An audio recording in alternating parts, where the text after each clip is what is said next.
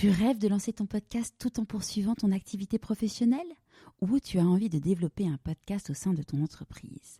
Je suis heureuse de te parler d'une belle opportunité. La première formation certifiante dédiée à la création et la production de podcasts. Pendant 1 an, en cours du soir et certains week-ends, tu seras accompagné par une équipe d'experts ultra qualifiés. Journalistes, producteurs, réalisateurs, ingénieurs du son.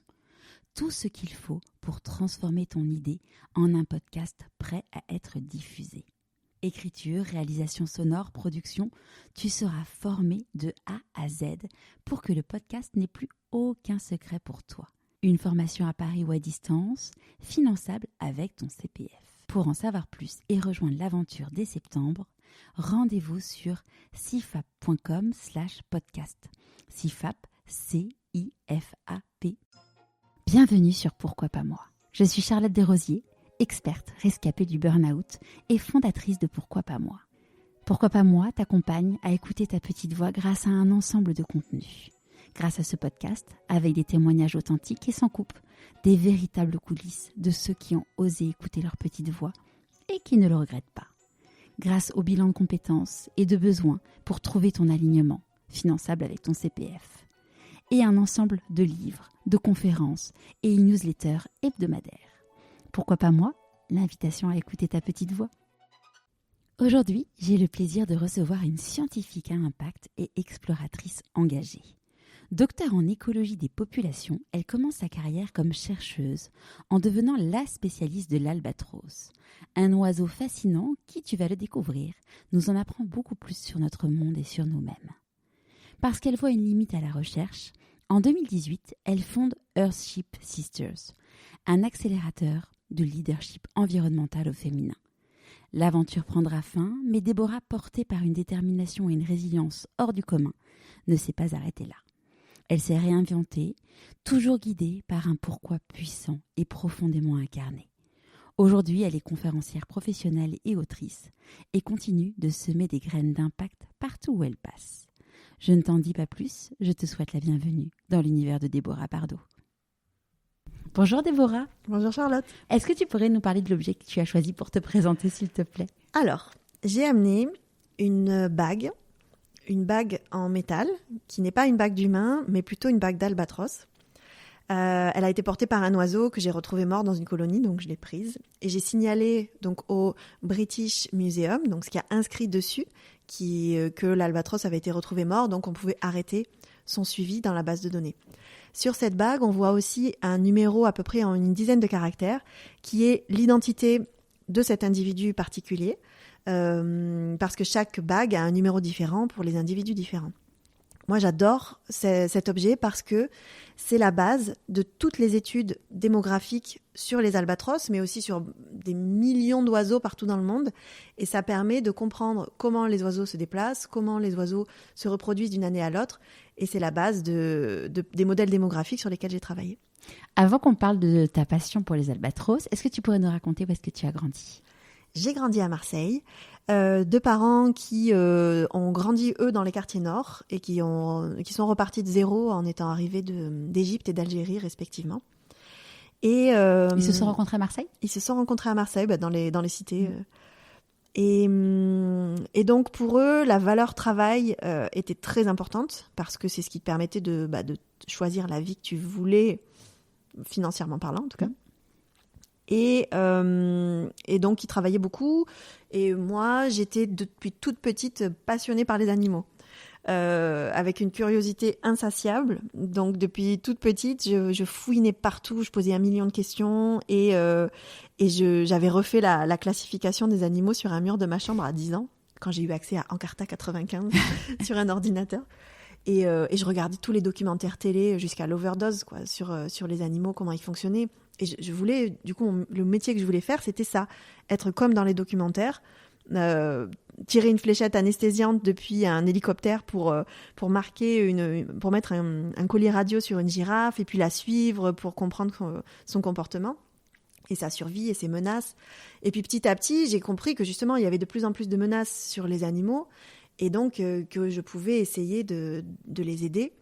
Et ça, tu pouvais pas me l'enlever. Tes parents, ils faisaient quoi comme métier ?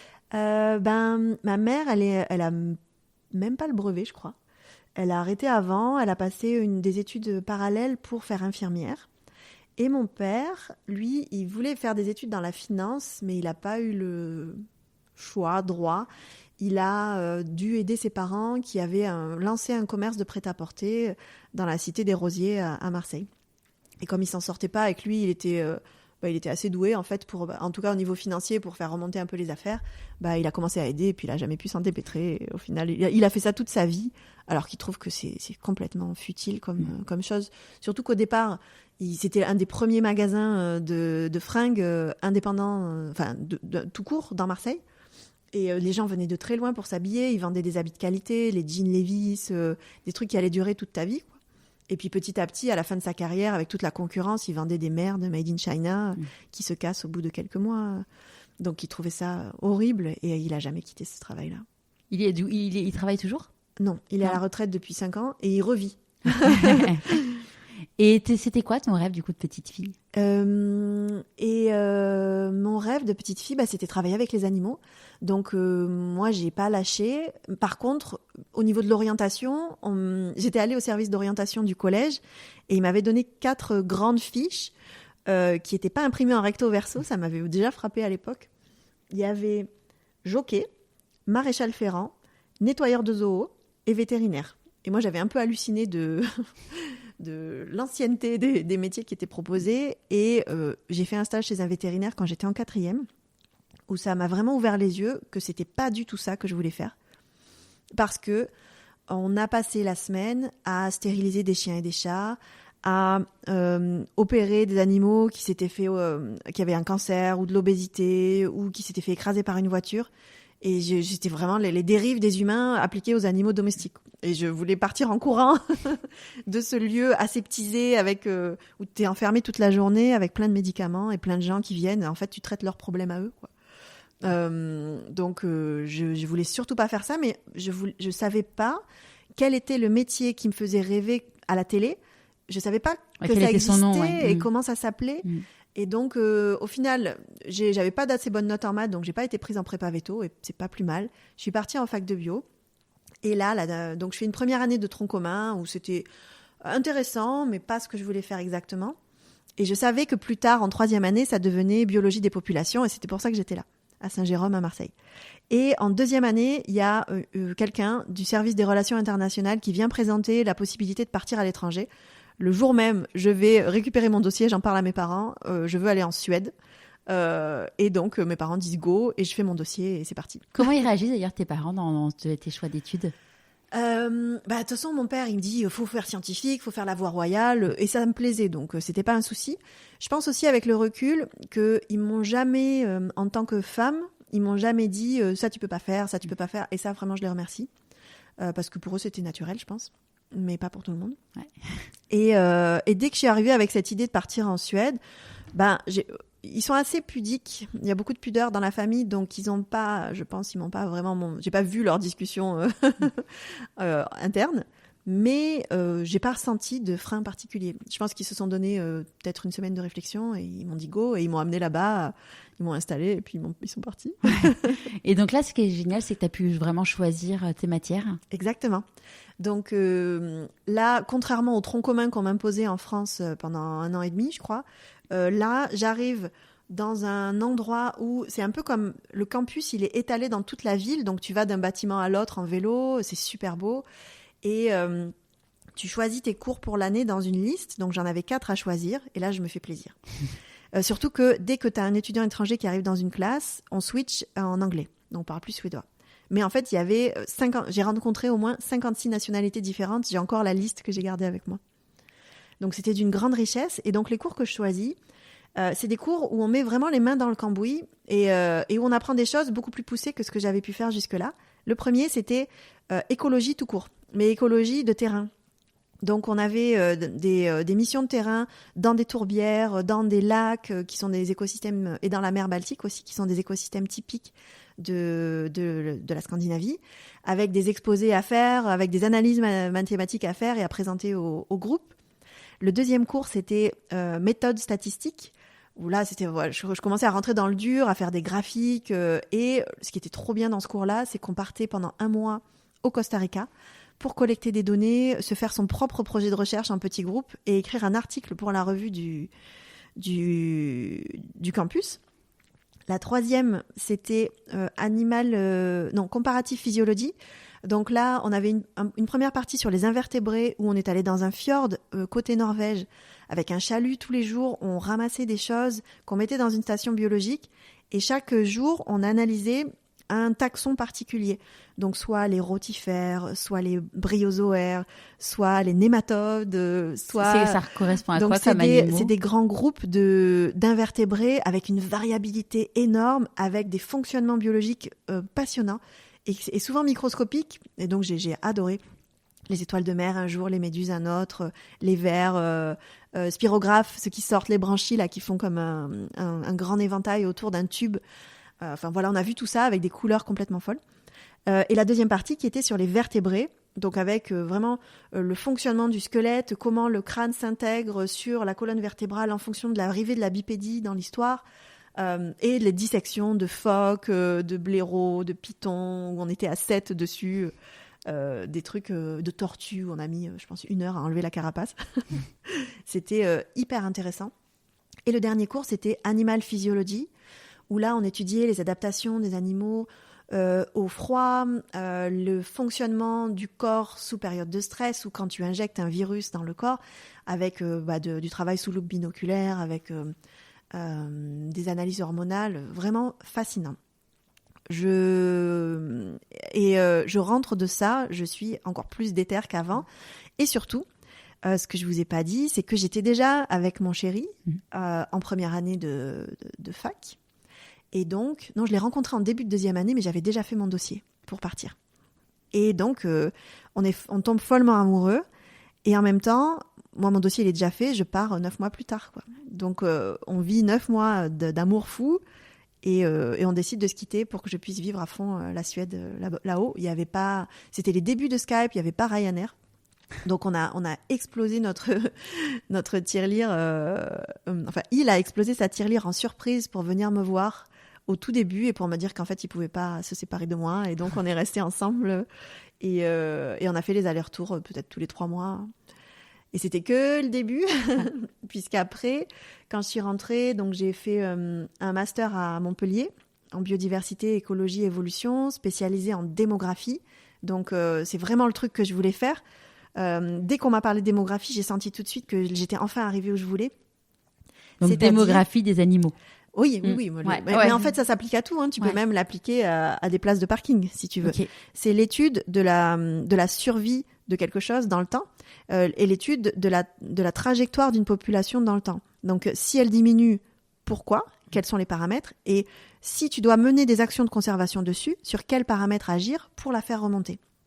Et quelles sont les causes de ces diminutions. Donc ça, c'est exactement ce que je voulais faire. Donc je fais un stage sur les mouettes tridactyles en Norvège, complètement au nord, dans la mer de Barents. Et là, j'ai un gros kiff. Et du coup, synchronicité, il y a un financement de thèse qui sort après le master sur la démographie des albatros. Et je ne savais pas à l'époque, mais c'est l'oiseau qui est le mieux étudié au monde grâce à ses bagues métal. Et puis, je passe les entretiens, c'est moi qui suis prise. C'est parti. Trop chouette. Ce que je disais que c'est la raison pour laquelle l'albatros est l'oiseau le plus étudié au monde et le mieux étudié. Alors ça, j'ai compris plus tard, la difficulté d'étudier les animaux avec de la donnée de qualité sur le long terme, parce que c'est vraiment le long terme qui permet de comprendre les raisons des déclins et d'arriver à voir leur remontée éventuelle. Les albatros, ce sont des animaux qui vivent essentiellement sur des îles autour de l'Antarctique. Donc déjà, c'est compliqué d'y aller, mais ils n'ont pas du tout peur des humains, donc on peut les attraper, les manipuler plusieurs fois, il n'y a pas de souci, puis on est très respectueux. Ils sont fidèles à leur site de reproduction, donc un animal qu'on va baguer quand il est poussin, il va s'envoler pendant 10 ans, il va revenir à son site de reproduction avec son partenaire à vie, qui est aussi bagué, sur un nid qui est numéroté, qui sera toujours le même. Et donc ça, quand toi tu prévois d'y aller 1 fois par an pendant la période de reproduction, et ben en fait tu as tous les individus d'une zone qui sont bagués et tu as une super qualité de données. Oui, puis tu disais aussi la bague, elle n'est pas intrusive pour eux. Ouais, t'as d'autres systèmes de marquage avec par exemple sur les manchots, avec quelque chose sur l'aile, mais qui en fait les gênait carrément. Du coup, maintenant ils mettent des transpondeurs, mais c'est quelque chose qui rentre sous la peau. Alors qu'une bague sur la patte, ça les gêne pas du tout, et surtout ça peut se lire, facilement. Faut juste soulever un peu les plumes. Ouais. Donc tu fais ta thèse. Je fais ma thèse avec. Tu passes ta thèse. Ouais, ça dure 3 ans. Je me rends compte que je rentre assez vite dans un mécanisme de compétition publish or perish qui est assez tendu. Mais au final, moi, je me prends au jeu parce que, en plus de la curiosité, je pense que je suis assez compétitive. Et ça ressortait aussi quand j'étais petite, quand j'ai fait de la danse à haut niveau. J'aimais bien la scène, j'aimais bien l'adrénaline, j'aimais bien les concours en solo et en équipe. Et donc, j'ai ce côté compétitivité et j'ai aussi le côté, comme c'est un métier qui n'a pas de fin, au plus tu bosses, au plus tu vas avoir la chance de publier un maximum de recherches dans les revues les plus cotées possibles. Et donc, je suis rentrée dans ce jeu-là. Oui, parce que ce qui est vraiment important pour les gens qui ne connaissent pas l'univers du doctorat, c'est que plus tu publies, plus tu vas potentiellement être publié dans des revues prestigieuses, plus tu as de chances d'avoir des financements sur tes recherches et de te faire recruter par des centres de recherche. Et donc, de pouvoir gagner ta vie. Voilà. Et on sait qu'il y a une pénurie de postes permanents au CNRS, que c'est très dur de rentrer en France. Donc, moi, je veux pas laisser passer ma chance, quoi. Parce que c'est le métier que je veux faire. Et donc, je finis ma thèse avec 5 articles, ce qui est super, en 3 ans. Félicitations du jury, il y a mon père qui chiale, il y a mon homme dans la salle, toute ma famille, et voilà. Donc, ta thèse, donc, qu'est-ce sur l'albatros? Alors, le sujet un petit peu plus précis, c'était des études sur... Comme on a des jeux de données depuis les années 60, et que c'est des animaux qui vivent hyper longtemps, là, le plus vieil albatros, il a fait les gros titres récemment. Elle a 74 ans et elle vient de pondre encore un œuf. Ah, c'est fou. Hein. Mais ça, c'est vraiment extrême. Hein. En général, ils vivent 30-40 ans, suivant ce qui se passe autour d'eux. Donc, avec 30-40 ans, moi, je commençais à avoir suffisamment de données pour voir ce qui se passe en fin de vie.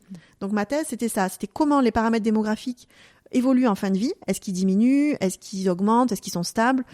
Au niveau de la reproduction, au niveau de la survie, entre les mâles et les femelles, en fonction de la zone où ils sont nés, en fonction des menaces aussi qui pèsent sur eux, qui sont essentiellement le changement climatique, la pêche industrielle, sur les populations que j'étudiais de Crozet et de Kerguelen. Et quels sont donc en fait ce que j'arrivais à montrer, c'est que les femelles vieillissent un petit peu moins et que les mâles sont plus sensibles à la capture dans la pêche industrielle, moins quand ils sont vieux, plus quand ils sont jeunes, donc des trucs hyper intéressants. Donc on publie ça super bien, félicitations du jury, et là je me casse en vacances en Corse, en moto, avec la thèse dans le sac à dos. Et on passe des super vacances avec des amis, et puis paf, je reçois un mail, j'ai cru que c'était une blague, du British Antarctic Survey, donc un laboratoire extra à Cambridge en Angleterre, qui me dit, on vient de choper un financement de 4 ans sur les albatros, tu veux venir, il est pour toi. Donc là, petite réunion avec mon mec qui lui est en contrat, vient de finir son contrat au CEA de Cadarache sur la production de biocarburants par les microalgues. Et il me dit, moi j'ai pas envie de bouger en fait. Et moi je dis, ça fait déjà 5 ans qu'on vit à distance, puisque j'ai passé 1 an en Suède, 1 an à Montpellier, 3 ans dans les Deux-Sèvres. Et tout ce que j'ai donné jusque-là, c'est justement pour ça. Et du coup, je peux pas te quitter non plus. Et donc, il est venu là-haut, un peu à contre-cœur. Et au final, on pensait qu'il allait arriver à trouver un bon job là-haut, parce qu'il y a des labos qui font les mêmes recherches que lui. Et à chaque fois, il arrivait deuxième. Il faisait poireauter, c'était horrible. Et donc, il prend un job dans un magasin de sport avec des contrats de merde, où tous les immigrés qui essayaient de financer leurs études travaillaient, quoi. Et donc, on était immigrés aussi. Hein. Ouais. Et puis là, j'ai une opportunité de partir pendant 3 mois aux Falklands, donc sur une mission de terrain comme à Kerguelen, où on habite dans la colonie, on est en petit groupe, et c'est pour moi la vraie vie, en fait. Et tu te prends une claque de nature monumentale. Et donc, il me dit, vas-y, fonce, alors qu'il allait pas super bien déjà. Donc, moi, j'y vais, réaliser mes rêves, comme d'hab. Et pendant que je suis là-bas, au bout d'1 semaine, C'est l'hiver en Angleterre, il est seul, il a son boulot de merde. C'est son premier hiver. C'est son premier hiver. Et il se pète la jambe au foot. Et là, il touche le fond, quoi. Et moi, je me dis, mais t'es qu'une conne. T'es qu'une conne, tu penses qu'à toi, tu penses qu'à tes rêves. Et puis, en même temps, je peux pas rentrer. Je suis bloquée là-bas pendant 3 mois sur cette île avec 6 autres personnes. Sachant que vous aviez quoi, une semaine de bateau, tu disais Alors, quand j'étais allée à Kerguelen un petit peu avant, c'était pendant 3 mois. Et ça, c'était au tout début de ma thèse. Oui. Et c'était phénoménal parce que on part de La Réunion avec le Marion Dufresne. On a 1 semaine de bateau pour arriver à Crozet. Et arrivé à Crozet, on te débarque en hélicoptère dans une colonie de 200 000 manchots royaux qui te regardent. Et là, je suis dans le documentaire qui me faisait rêver, quoi. Et puis, on aide à décharger tout le matos, tout le courrier, tous les gens qui s'échangent parce qu'il n'y a qu'une rotation tous les 3 mois. Et après, on part à Kerguelen, où là, on me dépose, je prends ma petite chambre. Mais au final, on se prépare des sacs à dos de 30 kilos pour aller dans la colonie d'Albatros, où on a vécu 3 mois coupés du monde. Et c'est là que j'ai pris une énorme claque en me disant, mais en fait, j'ai jamais été aussi heureuse que quand je suis au milieu de nulle part, avec des animaux sauvages, notamment des albatros, avec la mer, avec le vent, avec tous ces animaux qui sont hyper adaptés à un environnement hostile pour élever leur unique poussin dans un couple qui fait des balais, donc le mâle et la femelle s'alternent sans vraiment se parler. Il y en a un qui part en mer, l'autre il jeûne pendant 3 semaines, puis après l'autre il revient, ils se font des papouilles, il part. Et je me suis dit, mais ça c'est exactement ce que je voulais faire, et ça m'a donné la niaque encore plus pour publier tous ces articles à mon retour. Donc là j'avais l'occasion de retourner en postdoc sur le terrain, encore 3 mois, et on peut pas rentrer. Donc là on a pris l'avion militaire de la base militaire d'Oxford, qui nous a amenés aux Falklands, puisque c'est une île britannique, mais encore un peu militaire, vu qu'à l'Argentine, ils ont eu la guerre en 82, je crois, il y a pas longtemps. Et je passe des super moments, sauf que lui, ça va pas du tout, mais je peux pas rentrer. Et à la fin du séjour, donc déjà, je ressens cette même sensation de... Mais je suis la plus heureuse du monde, quoi. Et à part que lui, il va pas bien, mais j'adore cette sensation d'être dans la nature avec rien. J'oublie mon code de carte bleue, je suis pas au courant de l'actualité. Je connais pas les dernières sorties ciné, les dernières sorties musique, et je m'en fous. Et je peux rester assise des heures dans la colonie. Et un jour, il y a un voilier qui débarque sur l'île avec un couple de Français et 2 petits-enfants de 4 et 7 ans, je crois. Et je les amène dans la colonie parce que c'est super beau. Et les questions qu'ils posent les enfants, elles me frappent tellement elles sont pertinentes. Et je me dis, waouh, en fait, moi qui ai toujours trouvé les enfants un peu chiants, ça pue, ça fait du bruit, ça bave, ça écoute pas. J'étais pas forcément attirée par ça, mais sans me dire que j'en voulais pas.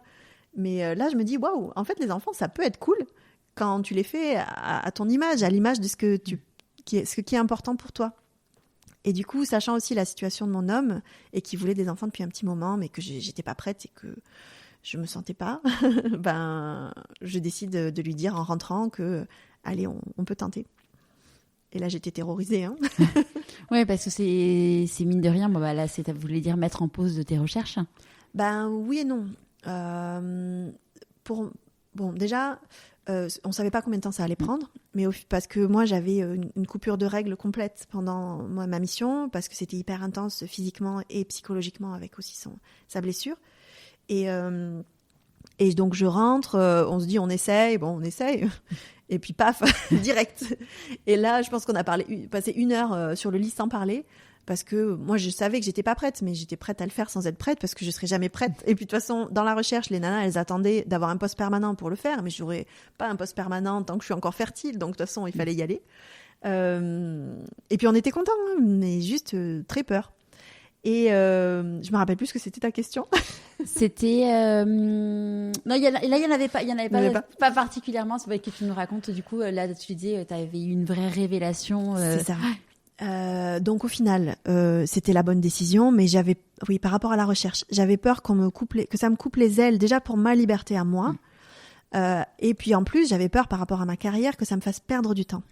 Donc je négocie un congé mat de 11 mois en Angleterre et je me dis, chouette, c'est une extension à mon contrat, tu vois déjà. Et en fait, Non.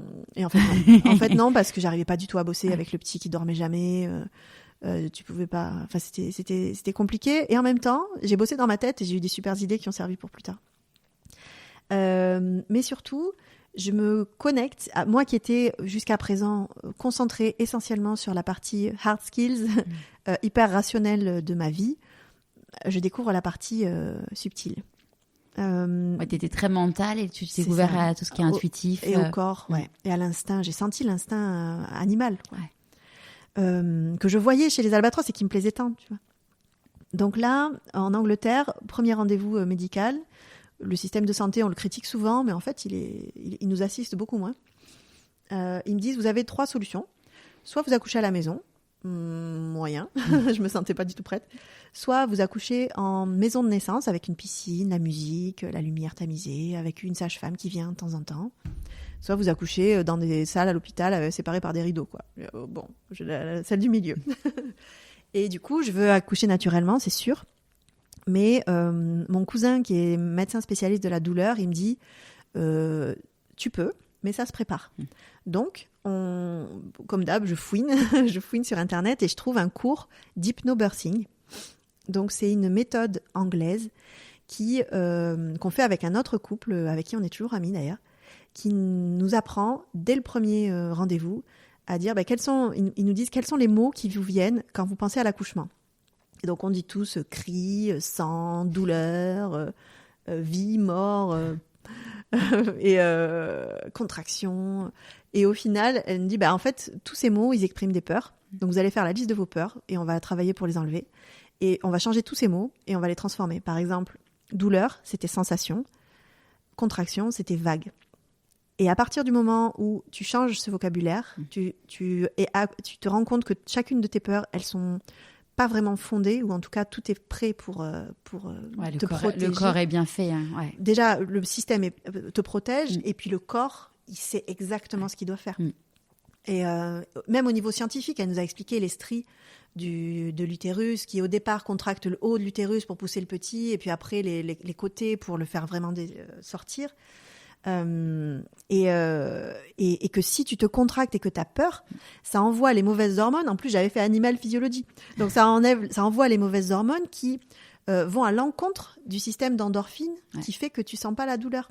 Ouais, t'es censé être dans ton système nerveux parasympathique et pas sympathique pour pouvoir justement détendre le corps et faire aider le lâcher prise. Et justement, c'est lâcher prise alors que tu es contracté, mais justement, tu as besoin de ça parce que sinon, ça peut être contre-intuitif. Voilà, et là, nous, les deux scientifiques, on est convaincus. On est convaincus et on se rend compte aussi que c'est un vrai travail d'équipe et que le mec, il a un rôle de dingue à jouer. Carrément. Et au final, l'accouchement se passe, c'est très long et ça se passe hyper bien dans l'eau. Et puis après, je sors. Enfin, c'était extraordinaire. Et puis après, l'allaitement où tu vois, tu t'enrages quand ton petit pleure, t'as vraiment une tension qui monte. Dès qu'il te regarde, t'as la montée de lait, et puis tu te réveilles quelques secondes avant lui la nuit pour l'allaiter. J'ai trouvé ça extraordinaire et je me suis sentie connectée à toutes les femmes du monde, y compris, je crois que c'est en Éthiopie où elles doivent aller accoucher seules derrière un arbre. Et à tous les animaux, y compris les petits gnous là qui naissent, où la maman elle peut arrêter l'accouchement parce que justement elle a de l'adrénaline. Si jamais il y a un prédateur qui arrive, elle peut arrêter son accouchement, partir en courant, faire naître le petit qui peut partir en courant au bout de quelques heures. Je trouvais ça extraordinaire. Et j'en faisais partie maintenant.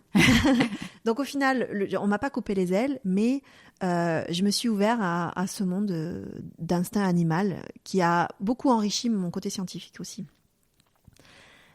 Et pendant mon congé maternité, je publiais mon plus gros article de mon postdoc. Un article qu'on visait dans la revue Nature. Donc ça faisait 4 ans que je bossais sur ça, avec une équipe internationale, mais c'est moi qui pilotais tout et qui avait fait 90% du boulot.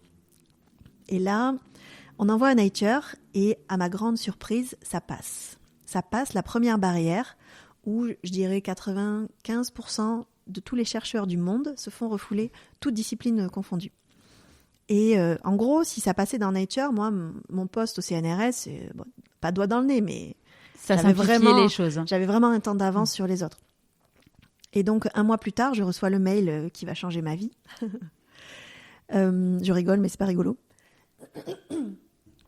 c'était donc les avis de 3 reviewers anonymes sur mon travail. J'ouvre le premier. Par rapport à la publication de Nature ou rien à voir? C'était pas encore publié. Okay. Donc, c'était pour qu'ils donnent un feedback. Ça fait partie du processus pour être publié. Exactement. Okay. Donc, j'avais passé la première barrière, mais maintenant, c'était la deuxième. Okay. Le premier, il dit, un tout petit paragraphe, il dit, c'est un travail extraordinaire, bravo. Ok. J'ai jamais vu ça dans la recherche. Le deuxième, il y avait 6 pages de corrections à faire. Il faut refaire cette analyse en me rajoutant ce paramètre. Il faut rajouter un paragraphe où vous discutez ça. Mais en fait, ça c'était faisable. Ouais, faisable, facile. Et le troisième, 8 pages où il défonce tout. Il défonce tout. Vous n'avez pas fait ça, vous n'avez pas cité machin, il a déjà fait avant vous, vous avez ce paramètre, c'est pas comme ça qu'on calcule. Enfin bon, il défonce tout. Et donc l'éditeur, il dit dégage. Donc c'est pas publié dans Nature.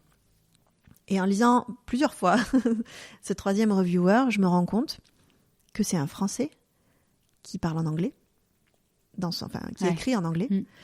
Et je me rends compte que le niveau de précision de son analyse, ça peut être que mon directeur de thèse. Ah, c'est chaud. Ah, ça me donne des frissons. Ouais. Et donc, je lui en parle quelques mois plus tard, et c'était vraiment lui. Et je lui dis, mais pourquoi t'as été aussi méchant? Il me dit, ah non, pas du tout. Ouais. Et donc, il a certainement. Ouais. Il a réussi à faire en sorte que l'article de ses concurrents anglais ne passe pas dans Nature. Et donc, je vais voir mon boss à ce moment-là. Je lui dis, qu'est-ce qu'on fait? Et il y a ce que j'ai fait à l'époque et ce que j'aurais dû faire avec le recul. Ce que j'ai fait à l'époque, il me dit, c'est pas grave, tu reformates et t'envoies à Science. Je reformate, ce qui est débile. Hein. Reformatage, c'est le nombre de mots, les virgules, les tirets, c'est nul. Ça prend du temps en plus. Et j'envoie à Science. Science, il me dégage direct. Du coup, je reformate encore, j'envoie à PNAS, la 3e, et ça finit par passer 6 mois plus tard. Et ce que j'aurais dû faire, après le recul, j'aurais dû dire, mais attends, il y a conflit d'intérêts, il faut juste demander un 3e reviewer. J'en ai déjà 2 sur 3 qui sont positifs. Je dis à l'éditeur qui choisisse un 3e, et ça serait passé. Mais j'étais pas prête, j'avais pas le leadership pour faire ça à l'époque, et je pense qu'on manque énormément de leadership dans la science. Et ça a été un des déclics pour lancer mon travail sur le leadership dans la foulée. Parce qu'en parallèle, il s'est passé 2 autres trucs. Pendant mon congé mat, j'ai une étudiante australienne qui vient bosser chez moi et elle me dit, Déborah, il y a un programme de leadership pour les femmes scientifiques qui vient de sortir. Il faut que tu candidates. C'est 1 an de formation en ligne et 1 mois en Antarctique sur un bateau avec que des femmes scientifiques. Waouh, trop bien. Donc je candidate et je suis prise. Et donc ce qui se passe, c'est que pendant 1 an, je fais pour la première fois du développement personnel en fait. J'ai des coachs qui me font passer des tests d'intelligence collective, d'intelligence émotionnelle, des tests de personnalité, MBTI, des tests de quelles sont les limites de ton leadership en gros. Donc mon côté perfectionniste il ressort, mon côté compétitif il ressort, mon côté trop dur avec moi-même il ressort, donc comme négatif. Et en même temps, mon côté travailleuse acharnée et self-actualizing, ça s'appelle la capacité de toujours se remettre en question et ça ressort comme des très grandes forces. Donc je trouve ça intéressant. Et la coach, elle m'aide à diminuer mes trucs non constructifs, ça s'appelle. Et au final, au bout d'1 an, le jour de l'anniversaire des 2 ans de mon fils, on part. Donc je pars à Ushuaia, on embarque sur un bateau avec 80 femmes de 16 pays différents, que des scientifiques. Et c'est un truc de malade ce qui se passe. Le miroir, l'effet miroir de ces femmes scientifiques. Moi, j'étais la seule française et une des seules de moins de 30 ans. On était 5 ou 6 de moins de 30 ans. Très high level, tout le monde, et de plein de disciplines différentes, autant de l'astronomie que de la politique, que des nanas qui bossent dans les mines ou dans la médecine. Il se passe beaucoup de choses et je me rends compte qu'en 15 secondes, elles m'ont cernée en fait. Elle me dit, mais Déborah, tu as des capacités pour parler en public, pour vulgariser la science, qui sont très rares et qui sont très demandées. Donc peut-être que si aujourd'hui, du fait que ton article dans Nature, il soit pas passé et que tu es dégoûté du système, et en plus, ce qui s'est passé aussi, c'est que, c'était le 3e déclic, c'est que je me suis rendu compte non seulement que j'avais plein de capacités qui étaient écrabouillées par le monde de la recherche académique, mon enthousiasme, ma créativité, mon envie de parler, alors que j'étais primée, tu vois, dans les conférences scientifiques, je recevais souvent des prix, mais parce que j'étais super à l'aise sur scène. Donc je me suis dit qu'il fallait que j'y aille et que je crée mon propre métier. Et surtout, ce qui m'a déterminée, c'est qu'au final, l'article scientifique que j'ai publié, qui est gros, c'était sur l'impact combiné de la pêche industrielle et du changement climatique sur la disparition de 3 espèces d'albatros. Donc en fait, c'est pas juste l'un ou l'autre, c'est qu'il y a une synergie entre les deux qui fait qu'ils disparaissent encore plus vite, avec des modèles mathématiques à la pointe.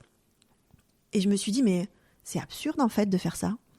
À quoi ça sert de faire des modèles mathématiques pour montrer ça, alors qu'en fait on le sait pourquoi ils meurent les albatros. On le sait depuis 30 ans et on fait rien. Donc c'est un manque de leadership. Et là, je suis en formation sur leadership. Il faut que je change les choses. Ouais, en fait, il y a j'analyse, mais il y a le côté maintenant, j'ai envie d'agir, quoi. Enfin... J'analyse, ça fait changer le statut de l'albatros à tête grise sur la liste rouge des espèces en danger. And so what? Il se passe rien, ça fait 30 ans qu'il se passe rien. Donc, il faut agir sur le leadership des gens qui défoncent le système. Je descends du bateau, je quitte la recherche. Je tombe enceinte de la 2e. Parenthèse, donc là, tu pars, ton petit bout de chou, il a 2 ans. Il a 2 ans. Comment tu le vis? C'est la première fois que je pars. J'étais déjà allée à des conférences, mais là, je pars un mois. Comment je le vis? Je suis trop contente. Je suis trop contente parce que je sais que mon mec, il gère, et que mon mec, il me pousse. Que le petit, en fait, au final, avec le recul, il a 2 ans. Franchement, il se rappelle de rien. Ça change pas grand-chose. Il était chez les grands-parents. Ça va.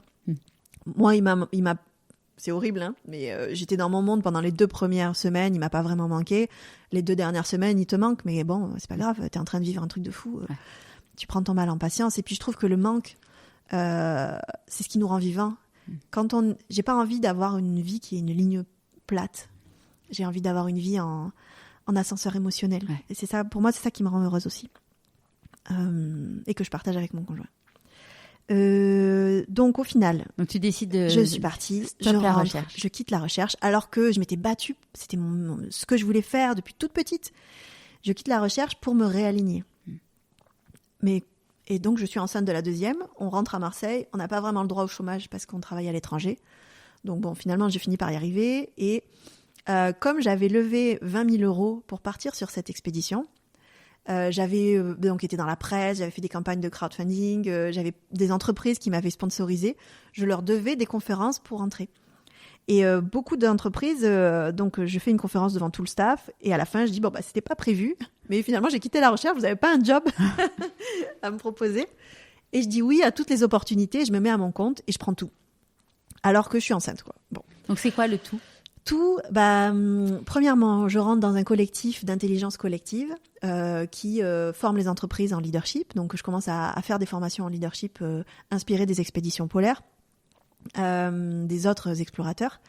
Après, on monte un salon sur la biodiversité à Marseille qui s'appelait Planète Biodive, avec des chefs d'entreprise et du grand public. On fabrique un poulpe géant en plastique recyclé avec des écoliers, des quartiers nord notamment, qui ramènent les déchets de leur école, de leur cantine pour construire le poulpe, qui sera exposé au final au Congrès mondial de la nature, qui fait la liste rouge des espèces sur lesquelles j'avais publié mon travail. Enfin bon, ça se recoupe. Je bosse comme consultante dans une fondation pour la protection des océans qui se lance à Marseille. Donc on lance un grand appel international pour financer des projets de recherche marins. Et petit à petit, je deviens guide naturaliste sur les bateaux. Et ça, je suis rentrée avant-hier de ma 7e expédition là-dessus. Et ça consiste en quoi, ça, du coup ? Donc là, c'était au final, quand j'ai quitté la recherche, le truc qui me manquait le plus au départ, c'était de retourner là-bas. D'être sur le terrain. Ressentir cette plénitude, en fait. Et donc, j'étais enceinte de 8 mois et j'ai candidate dans cette compagnie française d'expédition. Et je leur dis, voilà, moi je parle anglais, je peux donner des conférences à bord, je pilote aussi les bateaux, donc quand vous voulez, je pars. Et ils me disent, mais vous êtes sûre ? Oui, pourquoi ? Qu'est-ce qu'il y a ?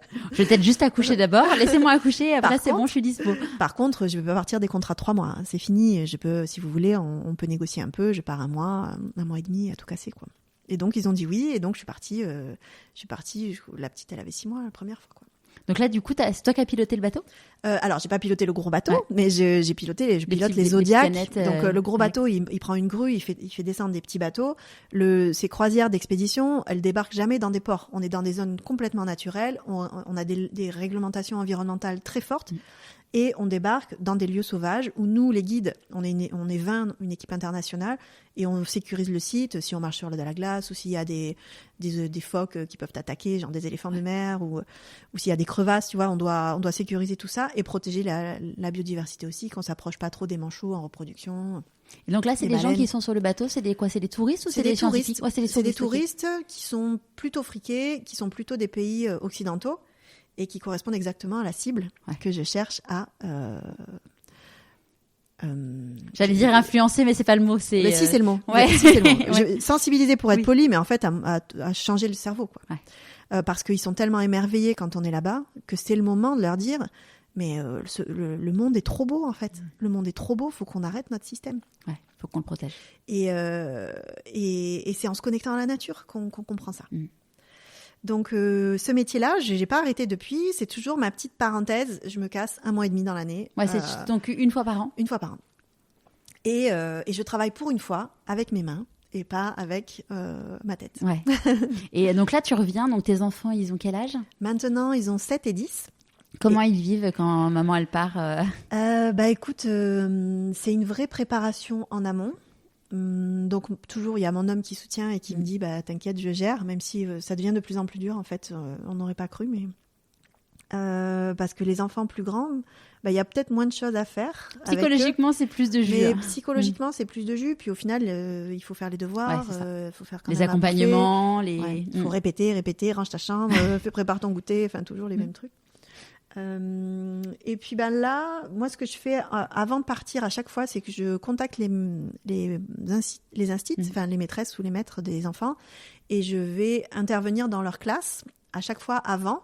Donc en expliquant mon voyage, je fais venir mon enfant à côté, qui tient un globe, j'ai un poster d'albatros taille réelle de 3,70 m. Et puis tous les enfants, ils sont là, waouh, ils posent plein de questions. Pendant que je suis là-bas, j'envoie des photos que les profs y montrent. Et en revenant, je viens raconter, et mes enfants, ils connaissent les espèces, ils expliquent. Et puis, donc ça, déjà, c'est pour transformer la honte ou la peur ou la tristesse que maman, elle soit pas là, en fierté. Ouais, ça met un sens. Ouais. Et mon fils, là, il est en CM2, donc il y a eu plusieurs classes de CM2 qui sont venues, et tout le monde dit, maman, elle est trop cool, Nathan, elle est trop cool, ta mère. Donc ça, j'adore. Et quand il était en CE1, il m'avait dit, quand la maîtresse, elle a montré les photos que tu as envoyées pendant que tu étais là-bas, j'avais tellement de questions à la récré que j'ai dû organiser une file d'attente dans la récré. Mais ça m'a fait trop rire. Donc, voilà, ça c'est important. Ensuite, avec mon homme, on a des règles en termes de graveté d'une situation, est-ce qu'il me dit ou est-ce qu'il me dit pas. Ça sert à rien de te polluer avec il a fallu mettre un pansement parce qu'il avait un petit bobo. Ouais. Et à chaque fois que je pars, il y en a un qui s'ouvre la tête. Voilà, il s'est fait un torse au doigt juste avant de passer les examens pour le collège international à Marseille qui vient de s'ouvrir, public. Enfin bon. Et c'est... Qu'est-ce que j'allais dire ? Tu cales tout et donc vous avez un système de... Et surtout, ce qui marche bien pour nous, c'est de pas s'appeler. Ouais. On s'appelle pas. On s'envoie quelques vocaux quand les enfants ils sont bien dedans au bon moment, des images que la famille elle leur montre quand ils ont le temps. Mais les visios c'est toxique en fait. Tu te sens trop mal après une visio, donc dès le début on a décidé de pas en faire. Là ils sont un peu plus grands, on en a fait quelques-unes. Mais franchement, c'était pas terrible. Alors moi, tu vois, ça n'a rien à voir, mais en gros, mes enfants, je les ai 1 semaine sur 2. Et je leur ai toujours dit, vous m'appelez quand vous voulez. Et donc, parfois, ça arrive que ma fille, elle ne m'appelle pas de la semaine. Et c'est OK, en fait. Je trouve que les enfants, ils sont beaucoup partis quand ils étaient petits chez les grands-parents pendant 3 semaines et tout. Et ce truc de t'appelles pas au bon moment, ça te met les émotions en vrac et tout. J'ai toujours dit... Vous m'appelez quand vous avez envie, et parfois ma fille me dit maman tu m'as tellement manqué. J'ai dit mais tu m'as pas appelé. Elle fait non mais j'ai pas eu le temps. J'ai dit écoute tant mieux. C'est tant mieux. Et c'est vrai que les appels en visio parfois en effet ils sont en train de vivre un moment, tu leur coupes le truc et et c'est la première fois que donc mon fils il a 10 ans là, il rentre au collège, il a vraiment changé. Donc lui il a là, quand je suis partie, la petite, elle était en larmes, elle tenait les bras. Non, maman, papa. Et c'était horrible. C'est dur, ouais. Et mon fils, il était là. Non, mais t'inquiète pas, j'ai l'habitude. Il était là, je gère. Ouais. Et c'est la première fois que ça me manque qu'il n'ait pas un téléphone pour qu'on puisse s'écrire directement. Ouais. Donc, je crois qu'il est prêt et que de toute façon, 6e. On va commencer, ouais. Mais comme ça, lui aussi, il peut avoir accès à Internet et satisfaire sa curiosité insatiable, comme j'ai pu satisfaire la mienne sur Encyclopédie en carton.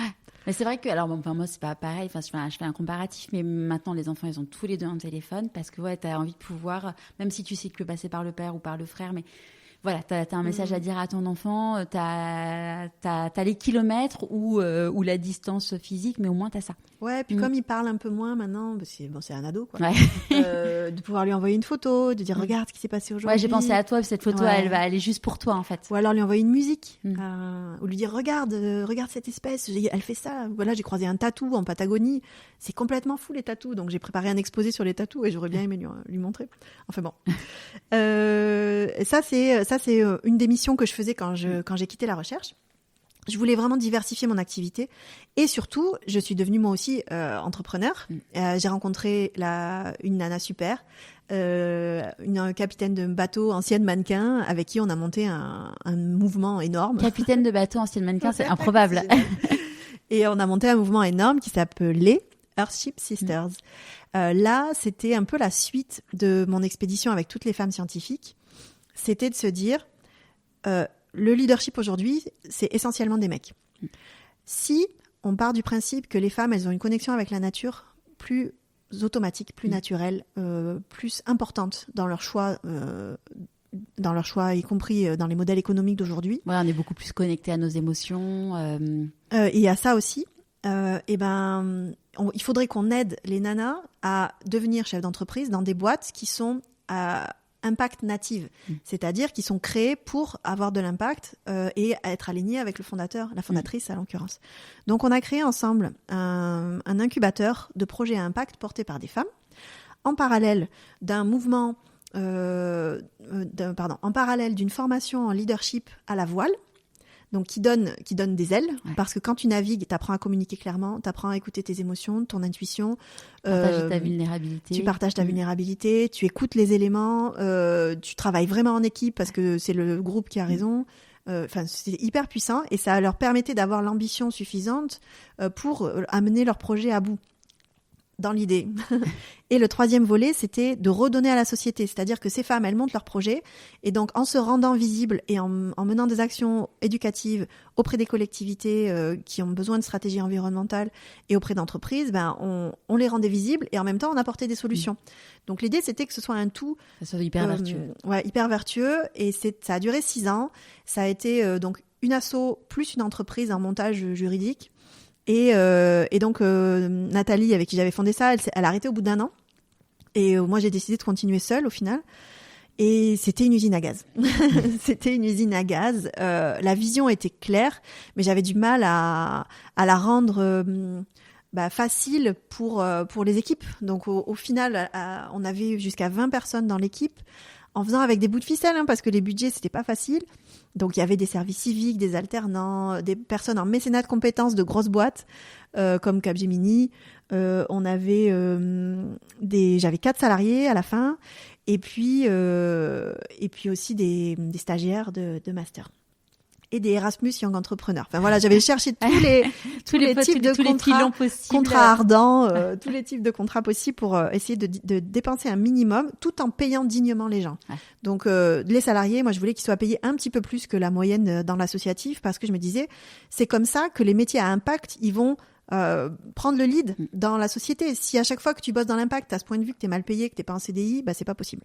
Donc j'ai essayé de me battre pour cette cause à la fois dans la mission de la boîte, mais aussi dans la façon dont on faisait tourner la boîte, ce qui était compliqué. Ouais. Surtout que les modèles économiques dans notre montage, c'était du financement des nanas qui rentrent dans le programme de 9 mois, donc ils devaient payer entre 5 et 7 000 euros pour rentrer dans le programme pour 9 mois, avec 3 séjours à la voile, avec 5 week-ends où tout était pris en charge, et puis tout l'accompagnement. Mais c'était un coût important. Ouais, c'est un vrai investissement. Qui, du coup, a changé leur posture dans le programme en mode un peu clientélisme, et ça, c'était vraiment dommage. Ouais. Deuxième point de financement, c'était le financement public, donc avec toutes les institutions d'ici, notamment celles où on s'arrêtait en escale avec les voiliers. Et là, c'était des dossiers pas possibles, avec des délais pas possibles, avec au final, on te file 3 000 euros 1 an et demi après. C'était vraiment... Et je refusais de faire de la politique, c'est-à-dire d'aller courir derrière les gens pour leur dire « Oui, on va faire ça pour vous ». J'allais à l'opposé. Et troisièmement, c'était des financements privés de fondations, donc forcément des boîtes dégueu qui ont plein de revenus et qui veulent défiscaliser en finançant des trucs à impact, notamment des banques ou des boîtes de l'énergie qui te disent « Ah ouais, nous les femmes, l'environnement, c'est important ». Et là, ça crée des grands débats dans l'équipe. Ouais, il y a un moment de. J'ai interviewé une personne, alors je ne citerai pas parce qu'en fait, au final, j'ai jamais diffusé son interview parce que c'était quelqu'un qui travaillait dans l'impact et en gros, il commence à m'expliquer qu'en fait, bah voilà, il a fait une levée de fonds. Et je dis mais du coup, tu as pris des fonds à l'impact parce que vraiment, c'était un truc, il était RSE à fond, vraiment militant, tu vois. Et il me dit non, mais bon, moi, je prends le cash là où il y en a, je fais. Ok, et puis après il m'a expliqué qu'en fait on pouvait pas, selon lui on pouvait pas être entrepreneur et père de famille, qu'en gros t'étais obligé de consacrer ta vie à ton entreprise. Et il y a sa responsable com qui me dit c'est ça, il diffusait quand, je dis bah, je suis désolée mais en fait c'est pas du tout aligné avec le message que je veux faire passer. C'est tout à l'heure, tu disais que tu voulais permettre aux gens d'être alignés. Enfin, moi, aujourd'hui, la méthodologie que j'ai créée, c'est pour permettre aux gens d'être alignés avec leur vie. Et je crois vraiment que dans n'importe quel métier, tu puisses être aligné. Et si tu ne respectes pas tes valeurs, ça crée vraiment une distorsion au niveau cérébral. Et si tu n'as pas de sens, bah, ton corps, il va te parler très, très fort. Donc, oui. Et c'était exactement ça. Nous, les personnes, les sisters qui candidataient au programme, c'était des personnes en transition professionnelle. Et les personnes, les mecs et les femmes qui venaient travailler dans l'équipe, c'était aussi des gens qui cherchaient cet alignement en quittant un job dans lequel ils n'avaient pas de sens et qui voulaient bosser dans l'impact. Donc moi, j'étais hyper fière de créer des emplois de double manière dans l'impact. Mais au final, c'était extrêmement dur. Et c'est moi je ne comprends pas comment j'ai pas cramé. Tellement la charge était intense avec les 2 enfants petits, et comme je me payais pas assez avec ça, je travaillais à côté, avec la fondation, avec les conférences que j'ai données petit à petit, et avec ma soupape en Antarctique une fois dans l'année, où là je leur disais bah, je coupe mon téléphone, je suis là en cas de pépin, mais vous vous débrouillez quoi. Et puis petit à petit, ben c'est devenu trop dur jusqu'au moment où la DG que j'ai formée pour me remplacer, elle a fait un accident cérébral et qu'on a déclaré comme accident du travail. Donc, je me suis aussi battue pour elle jusqu'au bout. Elle n'est pas décédée. Elle a eu un handicap à 5% reconnu. Mais ça a été un coup dur parce que moi, je leur ai dit, là, j'en peux plus, en fait. Je fais remonter le système à chaque fois, Covid, rébellion interne, financeurs qui se retirent. Je fais remonter le truc. Là, j'arrive plus. Ouais. Associé qui se barre sur un coup de tête, enfin, j'arrive plus. Donc, on fait une première réunion de crise à mon retour, parce que forcément, ça s'est passé quand j'étais en Antarctique, où on se dit, bah, qu'est-ce qu'on fait ? Comment on fait pour remonter le système ? C'était donc là, on est en 2025. C'était en janvier 2023, je crois. Ouais. Donc on se décide qu'est-ce qu'on fait pour faire remonter la sauce, et donc chaque département de l'organisation il dit moi je vais faire ça, je vais appeler les partenaires et tout, et moi je fais ma part aussi, c'était justement relancer les financeurs. Donc à la sortie de cette réunion il se passe deux déclics. À la sortie de la réunion il y a mon responsable com qui m'attrape par le bras en off et qui me dit tu sais Déborah, si t'as envie d'arrêter t'as le droit. Et là, je me prends une claque. Je me prends une claque, je dis bah, non, j'arrête pas, on va y arriver, je continue. Déni complet, mais j'ai compris plus tard. Et c'était beau qu'il le dise, qu'il le voit de l'extérieur. Ouais, de te donner l'autorisation que tu te serais peut-être pas donné toi-même. Complètement. Et deuxième déclic, j'envoie un petit mail de relance aux financeurs. Enfin, je les appelle tous un par un, et j'envoie un mail pour prévenir les gens à qui on avait des dettes qu'on allait avoir du retard de paiement parce qu'on avait des difficultés en ce moment.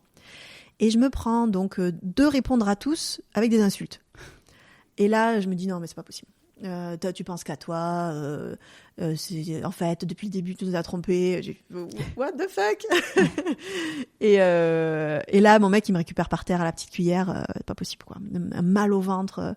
Qui est pour moi, le mal au ventre, c'est le bout. Et il m'amène à la mer. Et puis, je prends la décision à ce moment-là de lundi matin lancer une autre réunion de crise en voyant comment on peut déconstruire le système. Et donc, pareil, tous les pôles disent, bah, moi, je devrais faire de la communication comme ça. Moi, les partenaires, je vais les gérer comme ça. Et à la fin, on se dit, bon, bah, vous préférez quel scénario ? Celui de la semaine dernière où on s'acharne, ou celui de cette semaine où, en fait, on déconstruit proprement et on s'arrête. Et tout le monde vote pour celui-là. Et là, donc, il y a une autre nana de l'équipe qui m'attrape à la sortie et qui me dit « Déborah, t'as envisagé la changer ?» Et tu t'étais libérée. Ouais. Bon, n'empêche que donc ça c'était en mars, jusqu'en novembre, j'avais le tribunal de commerce sur le dos parce que c'était liquidation judiciaire demandée par le commissaire aux comptes et que moi je me suis battue pour faire une liquidation à l'amiable avec les licenciements à la mano de tous les alternants, de tout le monde. Enfin, ça a été une grosse galère et la justification que j'allais avoir suffisamment de trésor pour solder les dettes. Okay.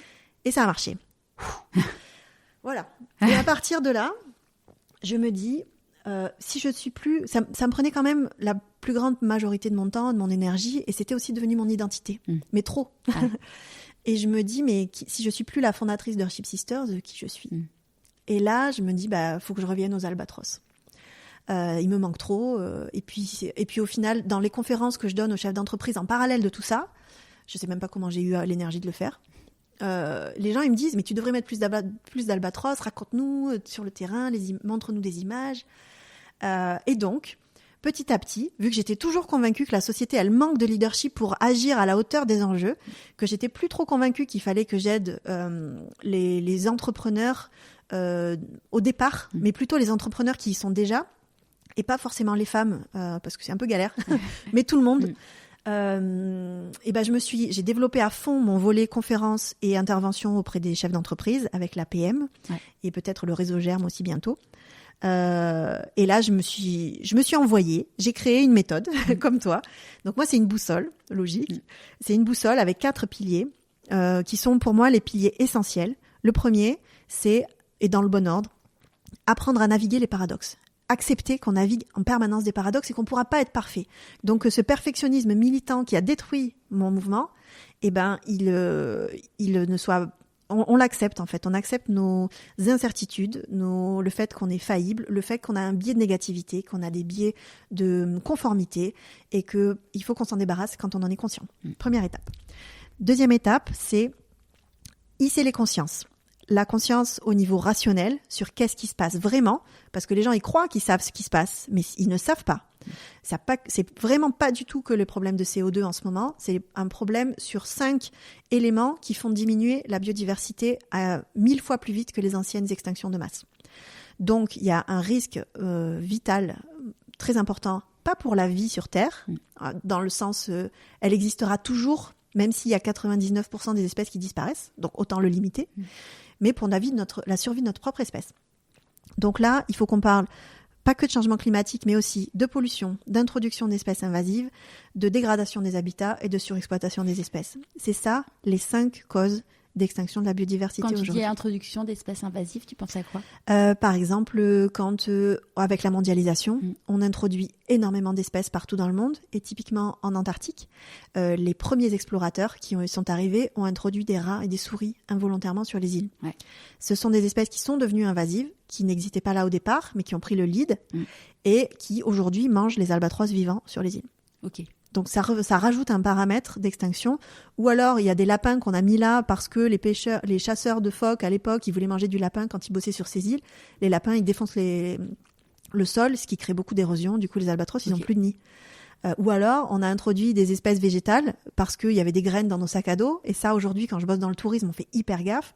Ils ont beau être très riches, on leur file un aspirateur, une brosse, et ils nettoient tout. Et la police, elle vient vérifier qu'on risque pas d'introduire des graines. Je me rappelle, avant, un jour, j'allais au Sénégal et ils avaient bombé tout l'avion pour faire en sorte d'enlever les insectes et tout. Et j'ai plus jamais, ça date, c'était il y a bien 20 ans, j'ai plus jamais vu ça. C'est une méthode un peu trop chimique, oui. Et peut-être trop grande échelle. Je suis pas sûre qu'il y ait je sais pas s'il y a un système de remplacement dans les avions aujourd'hui.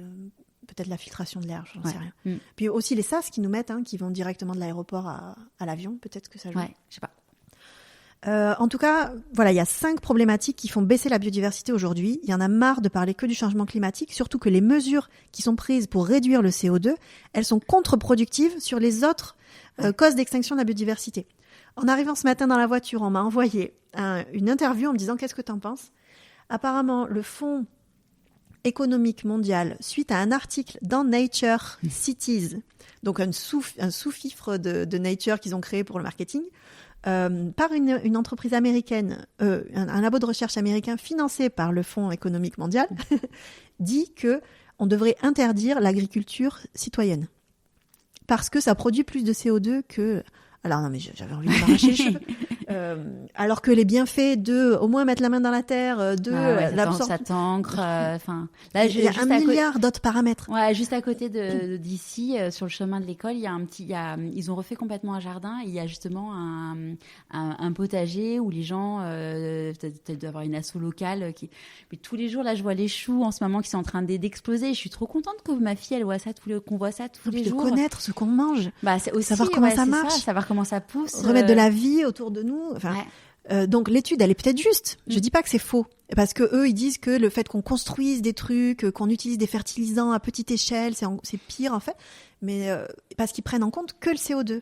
Mais en réalité, il y a beaucoup plus de paramètres. Donc moi, ce que j'essaye de faire avec cette méthode, c'est d'avoir une vision globale et humaine, pas que rationnelle de la chose. Donc, la troisième phase de la boussole, c'est surmonter les écueils. Et les écueils, il y en a plein. Et il y en a qui viennent de l'intérieur de nous, par ce non-alignement. Et quand on n'est pas aligné, on peut pas se battre pour quelque chose. Ni pour nous, ni pour la planète. On a besoin d'avoir un but, savoir où on va. C'est ça. On n'est pas au maximum de nos compétences.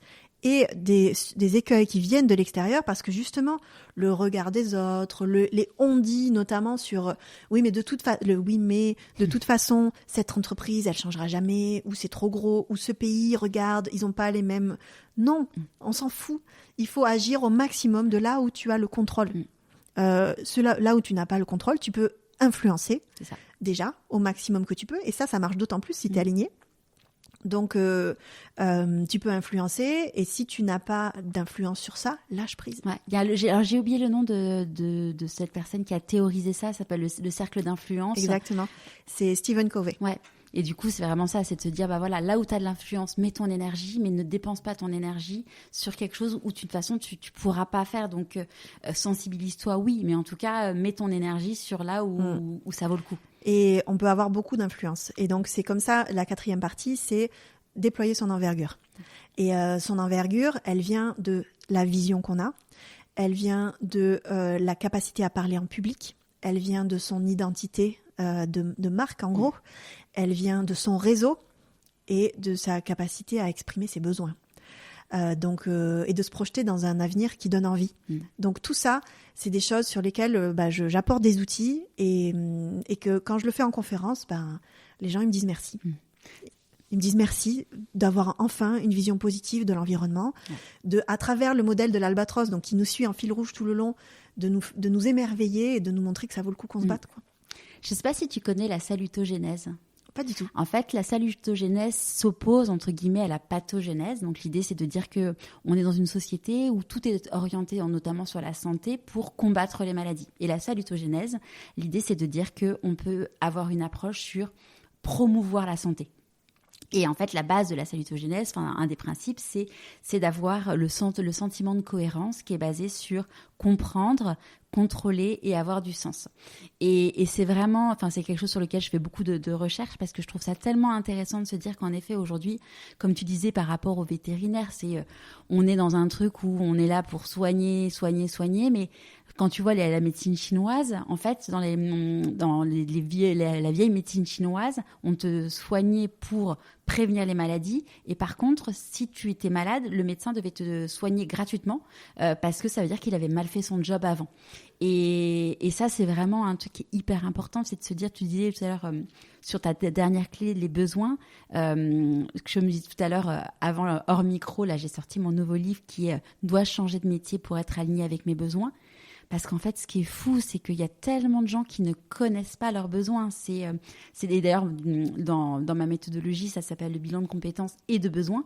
Parce qu'en fait, tu fais le bilan de tes compétences. Mais si tu as tu sais que tu es compétent, que tu es une super communicante. Mais en fait, si tu ne connais pas tes besoins, en fait, tu ne seras pas aligné. Et ce qui est génial, c'est qu'aujourd'hui, toi, tu es vraiment à ta place parce que tu réponds à ton but de pouvoir permettre d'ouvrir les yeux et de sensibiliser avec tes compétences. Mais si tu n'as pas le but, cette boussole, ce north, tu vas dépenser ton énergie dans des cercles d'influence et pas de contrôle. Ouais. Et dans des cercles de préoccupation. Oui, pardon, de préoccupation, pardon. Et et mes besoins, moi j'ai mis longtemps à les connaître parce que mes parents ils ont jamais écouté leurs besoins, donc j'ai pas de formation. Oui, et puis on est dans une société où on nous a tout est fait dans notre société pour qu'on n'écoute pas nos besoins. On est vraiment qu'on achète ce qu'on nous dit, ce dont on a besoin. Ça, qu'on achète, ce qu'on nous dit. Et d'ailleurs, tu vois, j'entendais un truc. Je lisais l'autre jour un truc, ça m'a fait halluciner. Avant, quand tu écrivais une histoire, en tout cas pour un film, l'idée c'est que la personne soit vraiment concentrée au maximum sur le film. Et apparemment, t'as des Netflix, pour certains scripts de séries, ils demandent à ce que les personnes puissent être connectées sur leur téléphone en même temps, donc pouvoir faire 2 choses en même temps. Donc concrètement, c'est « Oh chérie, je sors de la cuisine. Oh, il est beau ton pantalon bleu. » Et du coup, ça permet...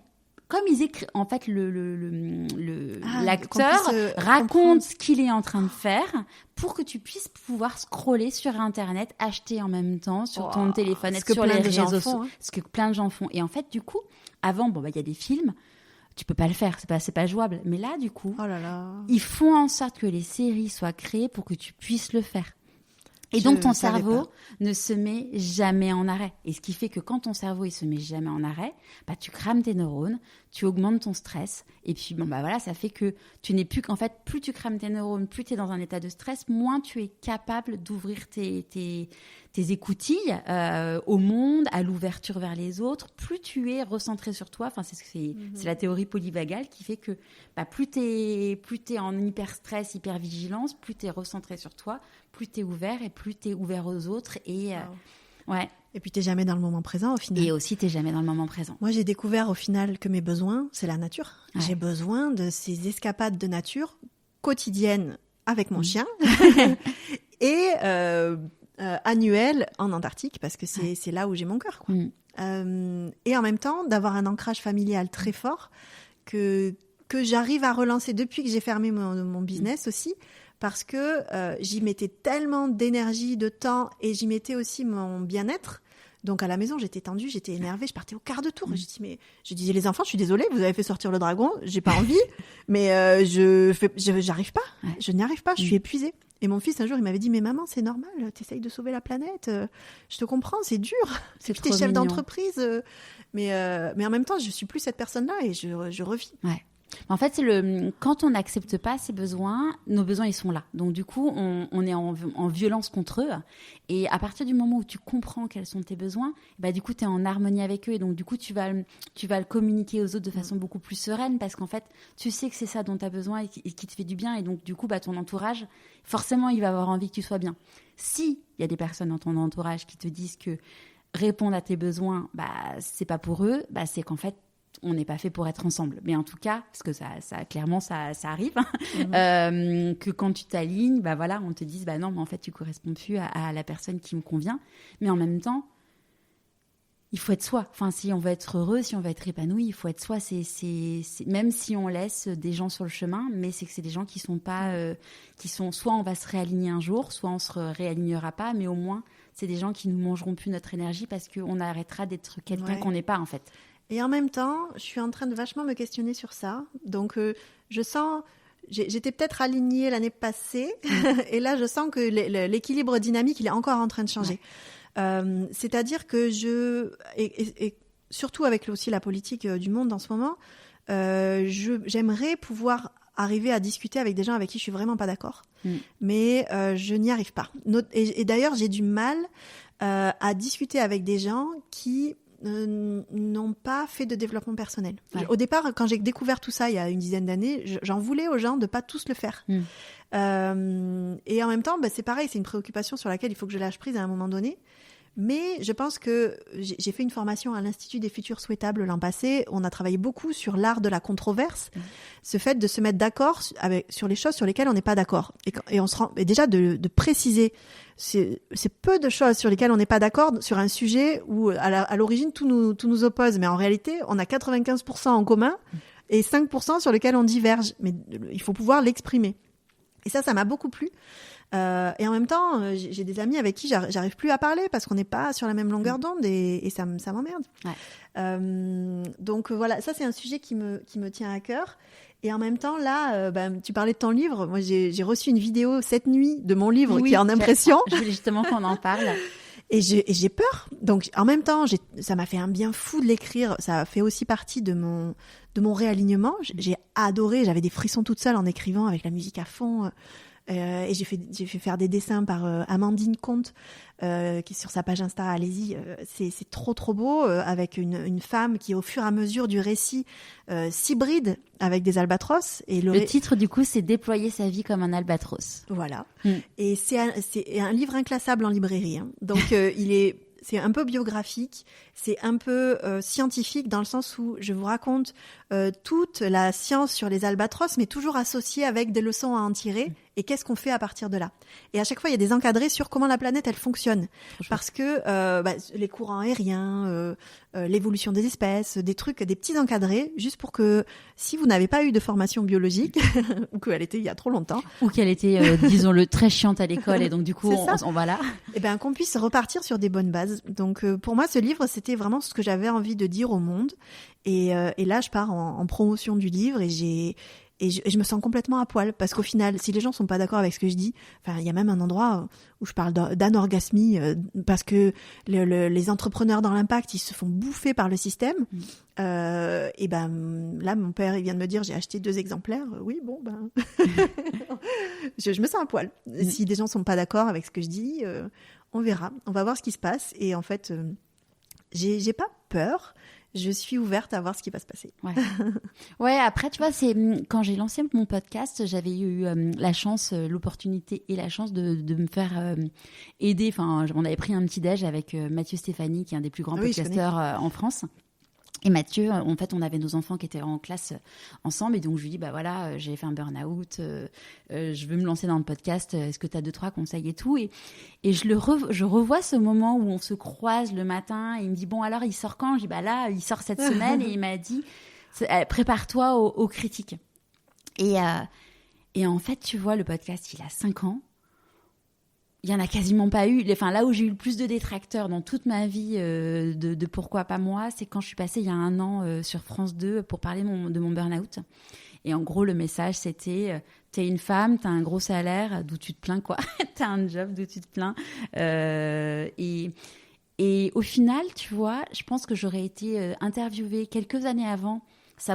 Forcément, ça n'a pas glissé totalement, ça a un petit peu accroché, mais ça a plus glissé que accroché, parce que je me suis dit, finalement, ces gens qui sont si en colère, j'ai de la peine pour eux, parce que s'ils sont en colère, c'est que ils sont pas alignés, c'est qu'il y a des trucs qu'ils n'ont pas réglés, parce que ce que j'ai compris maintenant, c'est que quand quelqu'un est en colère, c'est qu'il a des traumas, il a des blessures, il a des choses il est pas bien, parce que finalement, quand tu es bien avec qui tu es, la colère, tu peux en avoir un peu parce que ça peut être un moteur, mais c'est plus ça qui te bouffe toute ton énergie, en fait. C'est très marrant que tu parles de la colère. C'est l'objet de mon prochain post sur LinkedIn que je suis en train de préparer.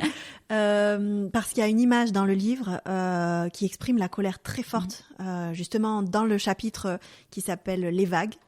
Où c'est marrant, ça recoupe avec l'hypnobirthing, j'avais même pas capté, qui raconte quand j'ai quitté la recherche, déçue, quand j'ai quitté ma boîte, déçue, parce que je cherche en permanence des voies d'impact, et en même temps, la colère, c'est un moteur extraordinaire pour agir, à condition de ne pas rester dans l'émotion de la colère. C'est ça. Elle est utile. Et il faut l'utiliser pour faire autre chose. Il ne faut pas continuer à se morfondre, à être en colère. Et c'est là que tu te bousilles la santé, au final. Exactement. En fait, on dit souvent, la colère, si tu la retiens, c'est comme du poison dans la main. En fait, c'est à toi que tu vas faire mal en premier. Et on dit aussi que si tu te bats contre, c'est pas. En fait, il faut pas se battre contre la fin dans le monde. C'est comme la salutogénèse et la pathogénèse. En fait, si tu mets ton énergie au niveau positif, en fait, le cerveau humain est fait pour trouver du négatif, pour pouvoir nous préserver.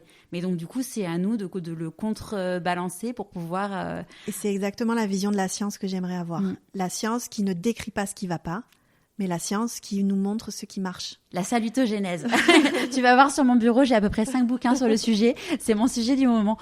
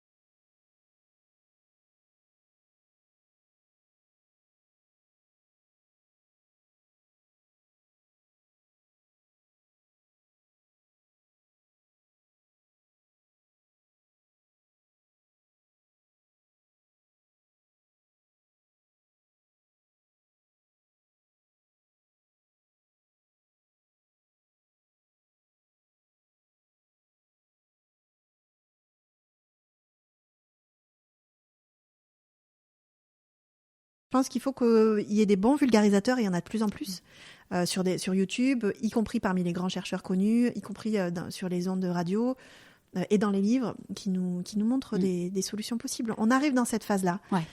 Donc d'ailleurs, c'est assez encourageant. C'est une question, j'avais interviewé Heidi Sevestre, donc, qui est glaciologue, donc docteur des glaciers, et Heidi disait que quand elle a quitté l'univers de la recherche pour justement être entre guillemets journaliste et faire de la promotion de la science, elle a été hyper décriée par les scientifiques, elle a été montrée du doigt. Est-ce que pour toi ça a été la même chose ? Je crois pas. Pourtant, je pense qu'on a à peu près le même âge. Ce qui est sûr, c'est que un truc que j'avais jamais fait, c'est que j'ai pas fini mes articles de postdoc. Donc, quelques années plus tard, j'ai reçu un mail de mon directeur de l'époque. Il me dit, oui, ça serait bien que tu finisses tes articles parce que lui, ça joue dans sa carrière aussi. Ouais. Et j'ai dit, je suis désolée, si je suis pas payée pour le faire, je le ferai pas. Et donc, j'ai changé de point de vue. Je sais pas ce qui se dit en interne. Je pense qu'aujourd'hui, de toute façon, il y a tellement de gens qui partent de la recherche parce qu'il n'y a pas de poste que ça devient un peu la norme aussi. Et puis au fond, je m'en fiche. Ouais. Oui, puis il y a un vrai débat sur le fait qu'en effet, comme tu disais, il faut publier pour pouvoir être vu, mais sauf que plus tu publies, on arrive un peu comme dans la presse où tu publies, tu publies des trucs mais voilà, pas c'est pas fouillé, t'as plus le temps en fait. Alors ça peut être toujours qualitatif, mais est-ce que c'est utile au monde qui arrive ? Il y a urgence à inventer le monde qui arrive.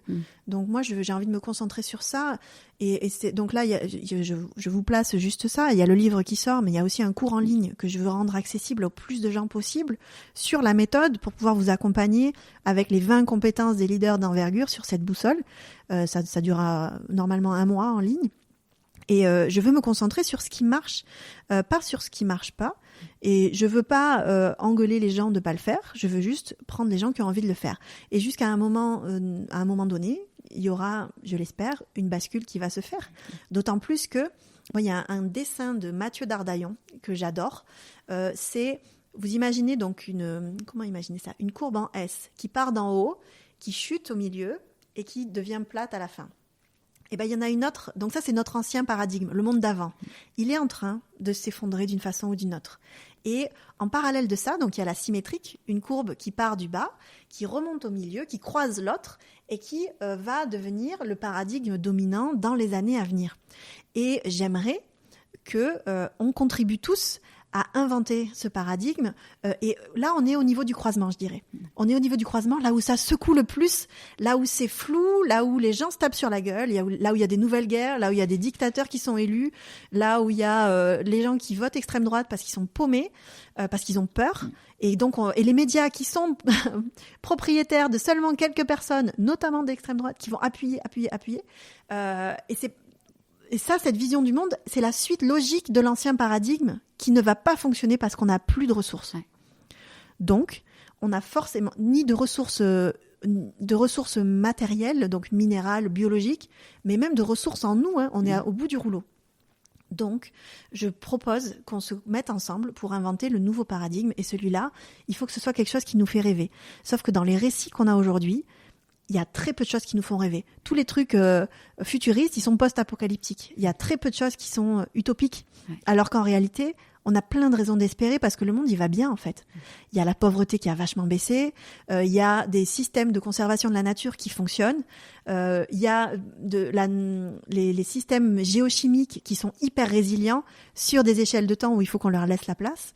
Et il y a les humains qui font des burn-out, qui sont un peu le truc, et leur espérance de vie qui diminue, ce qui montre qu'on est arrivé au bout du système. Et là, moi, ce que j'aime dire justement en conférence, c'est que quelle est l'espèce qui est la plus à l'aise pour naviguer dans l'incertitude ? C'est l'albatros. L'albatros, il vole sans dépenser aucune énergie dans les pires mers du monde. Les 40e rugissants, les 50e hurlants, les 60e, je sais même plus comment on dit. Il vole là-dedans avec un système de blocage des ailes. Il dépense pas d'énergie. Il fait des milliers de kilomètres comme ça. Et quand il est prêt, il retourne là où il est né, là où il y a ses racines, pour se reproduire avec quelqu'un avec qui il est stable, en équilibre. Et puis, il a un système de vol, donc qui ne dépense pas d'énergie, où il vole à contre-courant. Donc, il va voler face au vent, ce qui lui permet de prendre de la hauteur. Et moi, j'adore cette image. Il faut qu'on vole à contre-courant pour prendre de la hauteur. C'est pour ça que je veux discuter avec les gens avec qui je suis pas d'accord. Ouais. Tu prends de la hauteur Et c'est cette hauteur où tu prends le temps de ralentir, de te connecter à la nature. Moi, c'est ça qui marche. Mais je sais que c'est universel, parce que c'est biologique. Tu prends de la hauteur et là, tu écoutes ton intuition et tu te dis, je peux pas aller dans cette direction. Même si à court terme, ça me paraît être sécuritaire, bon pour mes enfants, ça ne peut pas marcher. Donc, je me casse et j'en prends une autre. Et l'autre, je la co-construis. Parce que dans une situation complexe comme ça, c'est, je pense, seulement avec de l'intelligence collective qu'on arrivera à trouver les solutions qui fonctionnent. Ouais, de montrer que c'est possible, qu'il y a une autre voie qui est possible et que, c'est l'objet du podcast, de Pourquoi pas moi, c'est de montrer que on peut avoir une vie alignée, qu'on a le droit, qu'on a la fin, d'où qu'on vienne, où qu'on soit né, quelle que soit l'épreuve que tu as vécue dans ta vie, tu peux être à ta place et justement, tu parlais du burn-out, la première phase du burn-out, c'est le déni et de se dire qu'en fait, tu as vraiment ce truc dans ta tête de dire je ne peux pas faire autrement. Mais en fait, tu as toujours la possibilité de faire autrement. C'est vraiment un truc, tu te construis tes propres murs de prison tout seul en fait. Et quand tu es au fond de la piscine et que du coup, il faut appuyer sur le fond de la piscine pour rebondir, tu te rends compte que oui, tu aurais pu faire autrement, mais il fallait, il n'y a pas qu'une question de volonté, parce que quand tu es vraiment dans un burn-out profond, tu peux avoir des troubles dépressifs. Et donc là, on dit souvent à dépressif, donne-toi un coup de pied aux fesses. Non, c'est chimique dans le cerveau, c'est pas comme ça que ça se passe aussi simplement. Mais par contre, en effet, on peut, avant tout ça, se dire qu'on peut faire autrement. Mais bon. Ouais, c'est la question que j'ai posée à mon père, du coup, quand j'ai quitté la recherche, parce qu'il me disait, mais comment tu vas faire Et je lui disais, mais au final, toi, pourquoi t'as jamais quitté le boulot que tu supportais pas?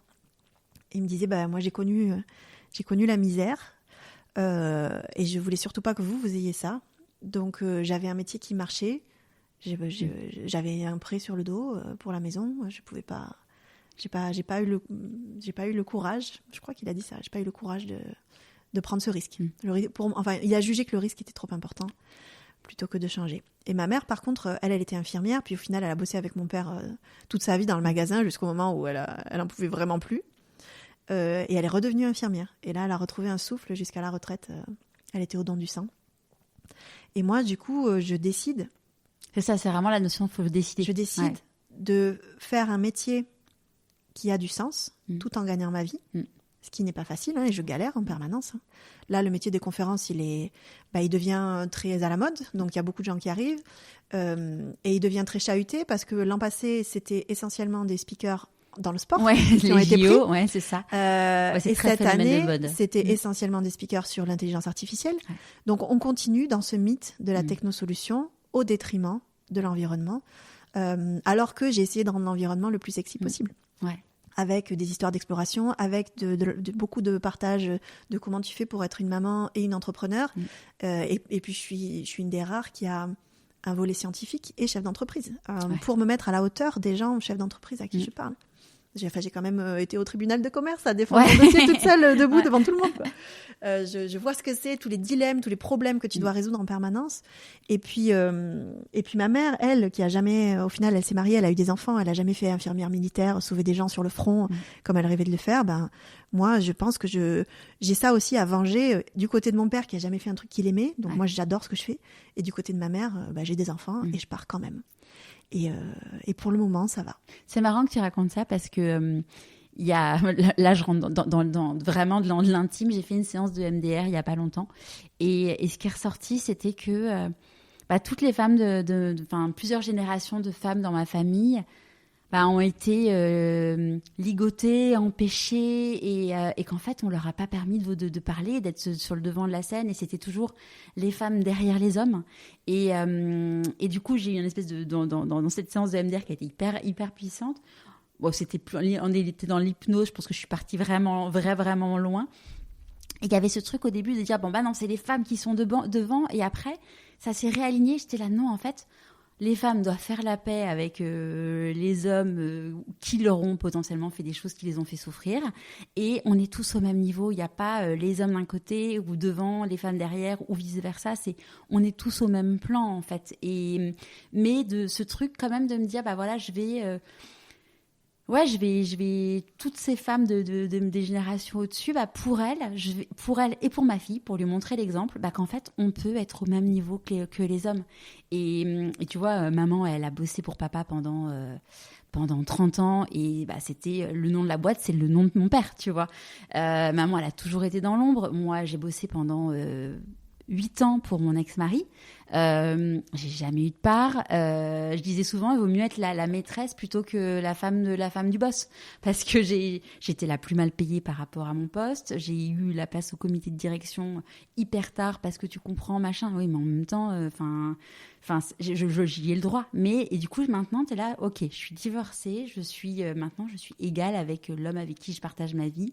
Et c'est un truc où je trouve que notre génération, il y a, on a à venger, je sais pas si c'est venger, mais en tout cas honorer la mémoire de toutes les femmes d'avant nous et montrer l'exemple à nos filles. Ouais, ça me fait penser, pour le 8 mars, là, j'ai fait un post sur un coup de tête, parce que j'aime pas faire des posts quand il y a des dates importantes, parce que je bossais dans une équipe, donc j'étais sur le bateau, on était 15 guides naturalistes, 50-50 hommes-femmes, avec donc il y avait 8 mecs, 7 femmes, la chef c'était une femme, et une petite nana toute douce, avec un leadership tout doux, génial, mais très puissant, parce que du coup tu fais les choses parce que tu as envie de lui faire plaisir, tu vois, et tu fais les choses au mieux que tu peux, et mon poste il disait, c'est la journée de la femme, je travaille dans une équipe où il y a une Russe à côté d'une Américaine, où il y a qui bosse main dans la main, où on parle anglais, on parle tous plusieurs langues,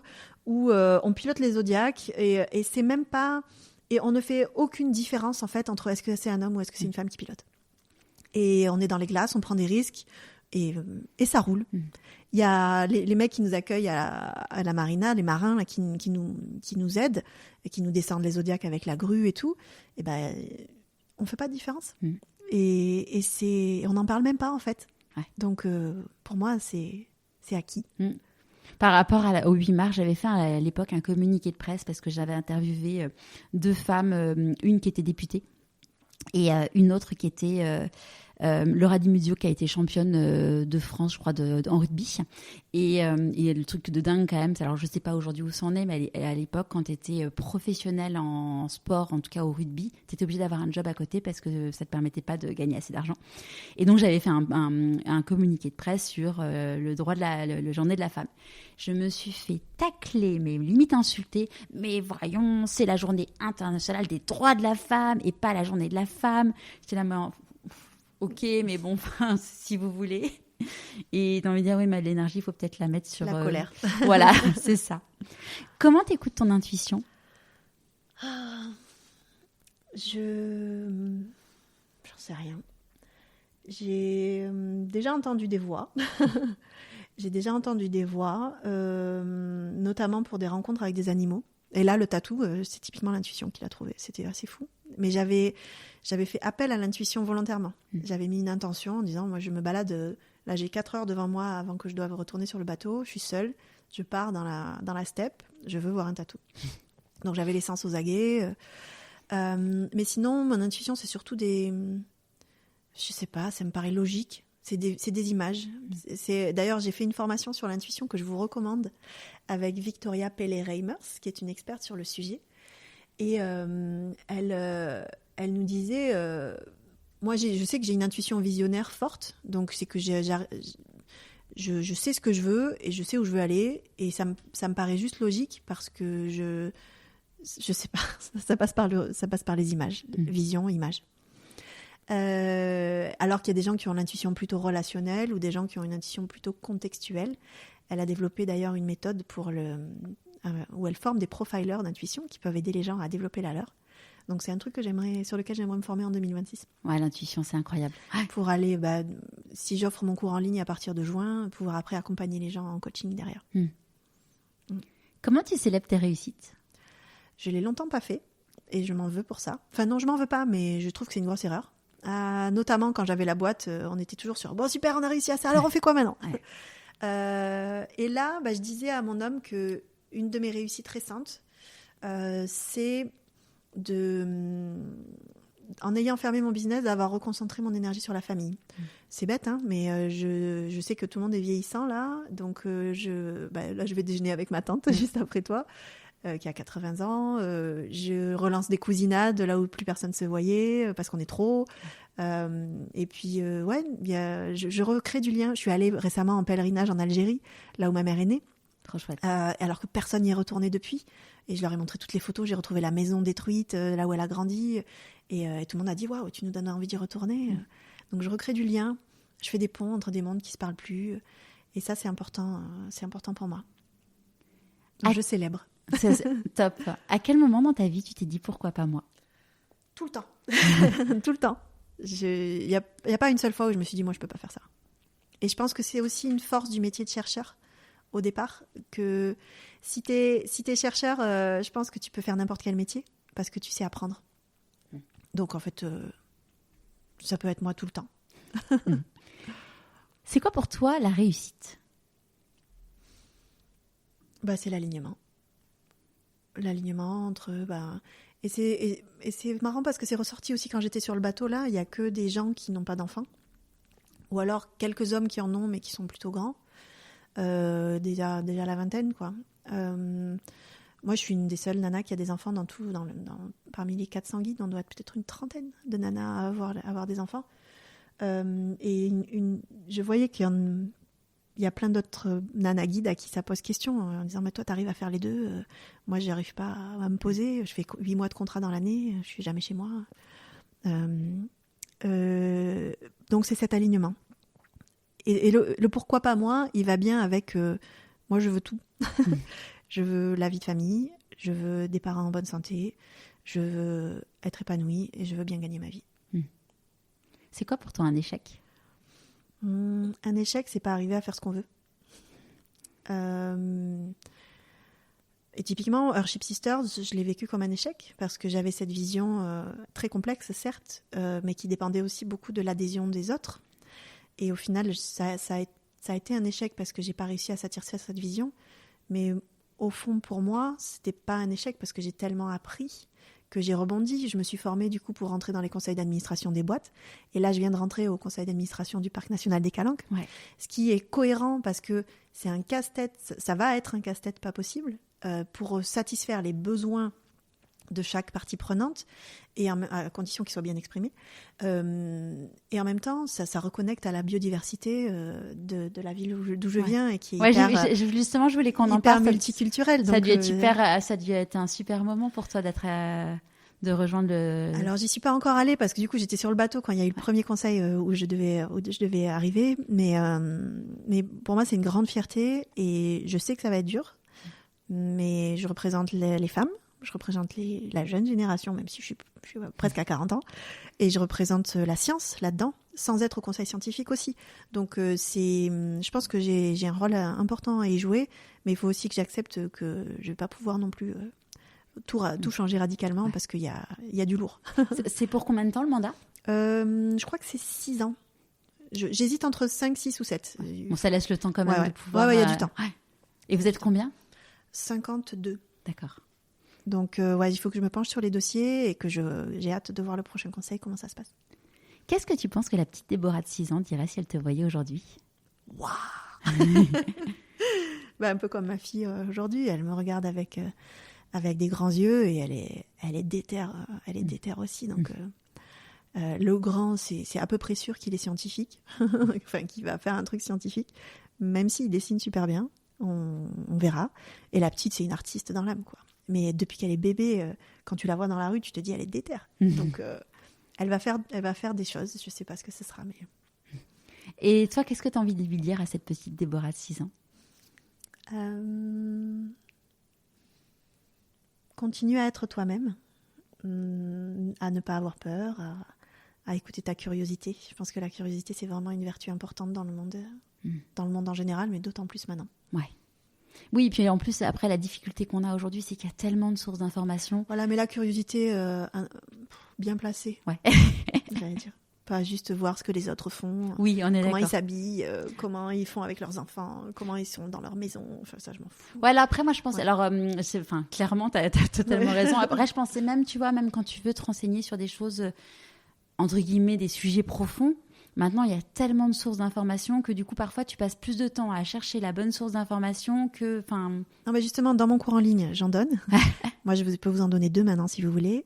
Le site de la fondation Gapminder, donc gapminder.org, c'est une mine d'or avec des données mondiales où tu peux faire tes propres graphiques animés que tu peux télécharger, avec des photos de comment les gens vivent dans le monde en fonction de leurs revenus, qui cassent plein de biais sur les autres gens du monde sur qui on rejette la faute trop facilement. Et il y a aussi donc tout un travail sur tout un questionnaire sur des choses sur lesquelles on croit avoir raison et où on se plante. J'adore. C'est vraiment toutes mes conférences, elles commencent par ça. Et un autre, tout simplement, il y a Our World in Data qui te donne des statistiques mondiales avec des articles qui expliquent.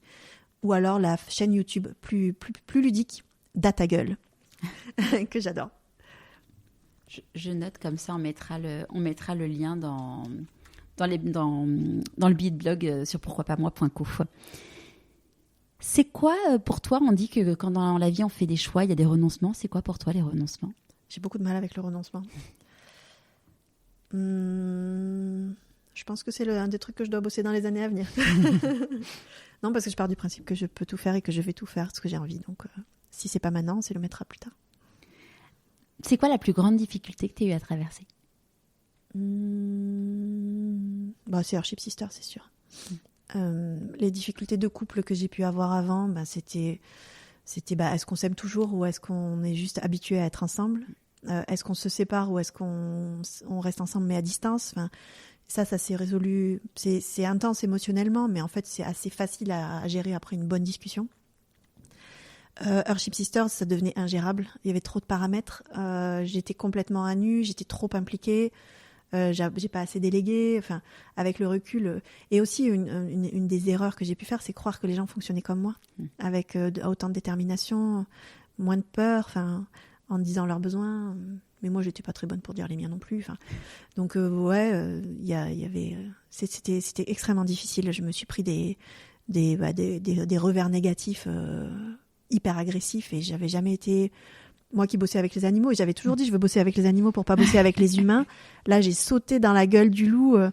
Et c'est ce que m'a dit ma coach, d'ailleurs, qui m'a aidée à pas cramer, je pense, pendant les 3 années où ça a été dur. Elle m'a dit, tu vois, t'as passé 7 ans de ta carrière à bosser sur les hard skills, 7 ans de ta carrière à bosser sur les soft skills uniquement. Maintenant, tu vas faire un bon mix entre les deux et t'as le bon équilibre. Ouais. On dit que la compétence, c'est la croisée entre le savoir, le savoir-être et le savoir-faire. Donc, exactement. Et le savoir, t'en as beaucoup avec tes études. Oui, et puis je le cultive en permanence parce que j'ai lu 7 bouquins pendant que j'étais en 7 semaines sur le bateau. Ouais. C'est trop intéressant. C'était quoi les sujets? Il y en avait plein.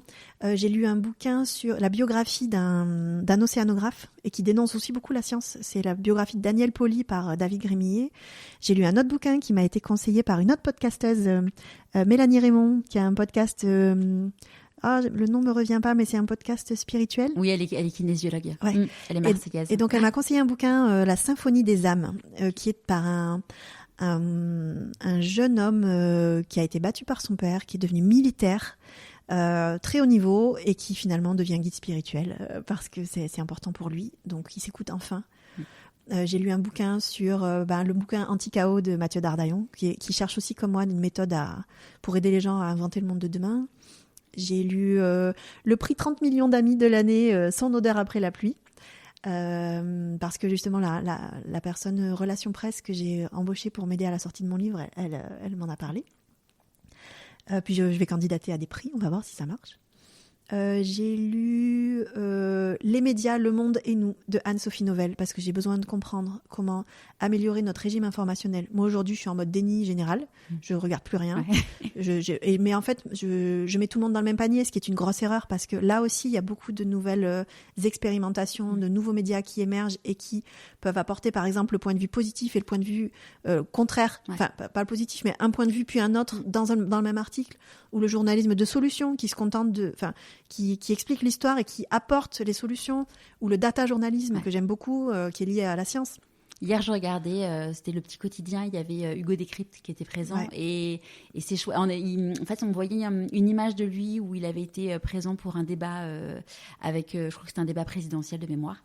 Et en gros, il y avait écrit youtubeur et il disait aujourd'hui plus jamais on me présenterait comme youtubeur parce que voilà, maintenant il est vraiment considéré comme une personne faisant partie des médias. Mais en effet, c'est chouette de voir tous ces moyens, tous ces nouveaux moyens, tous ces nouveaux courants qui font qu'il y a un moyen de s'informer différent des médias traditionnels. Donc, gros big up à Anne-Sophie Novelle, l'autrice de Les médias, le monde et nous. Et un des messages clés que je retiens, c'est son parti pris que je valide aussi, c'est qu'aujourd'hui, le média doit s'engager et assumer son point de vue. Ne pas chercher à le cacher, mais par contre, prôner la transparence et impliquer vachement plus le lecteur dans le choix des sujets, même dans le financement. Et alors normalement c'est la question de la fin, mais je vais l'anticiper. Du coup, est-ce que tu as un conseil de lecture à partager avec nous? Donc ton livre, j'ai pas encore lu, mais tu m'as donné envie de le lire, donc ça sera un peu plus tard. Il sort quand? Le 17 avril. Okay. On y est presque. Ouais.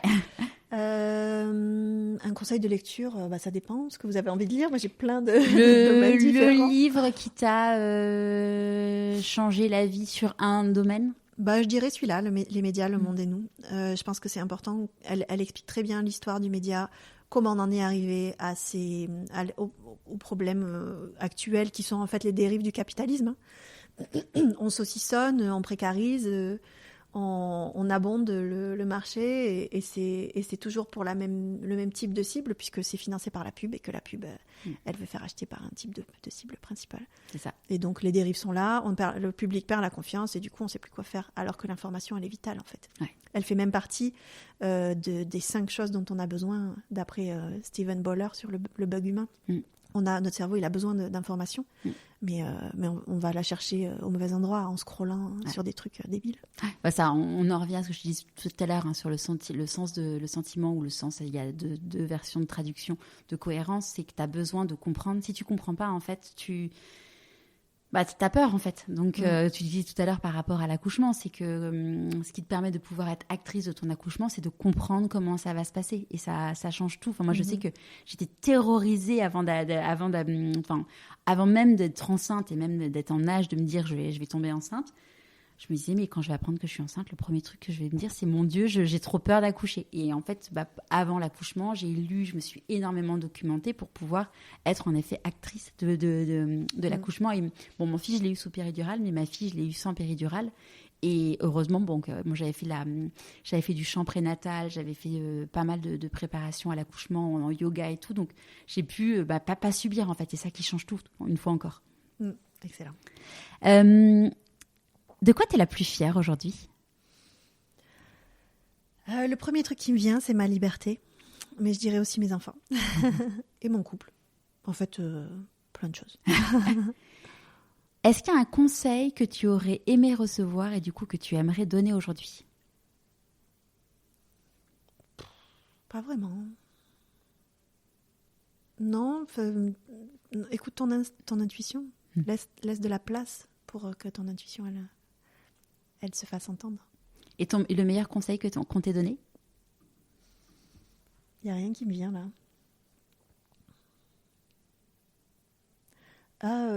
Il y a un conseil qu'on m'a donné, mais c'était déjà trop tard. C'était si tu dois échouer, échoue vite. J'aime beaucoup. Ouais. On en a déjà parlé, mais bon, c'est la petite question que je pose toujours à la fin. Tes prochains défis? Écoute, là, j'ai un livre qui est imprimé, il va falloir le vendre. Il va falloir être proche des gens pour savoir ce qu'ils en ont pensé. Moi, je sais déjà qu'il y en aura un deuxième dans la foulée. qui va présenter la méthode justement. Et puis là, j'ai embauché une Erasmus Young Entrepreneur qui commence juste avant la sortie du livre et qui va m'aider à sortir mon cours en ligne en juin. Donc là, mon prochain défi, ça va être de remplir ma première promo du cours en ligne Leader d'envergure et voir si j'arrive à créer une communauté de gens qui s'entraident, qui se cultivent pour changer le monde. Trop bien. À qui as-tu envie de dire merci et pourquoi avant qu'on se quitte ?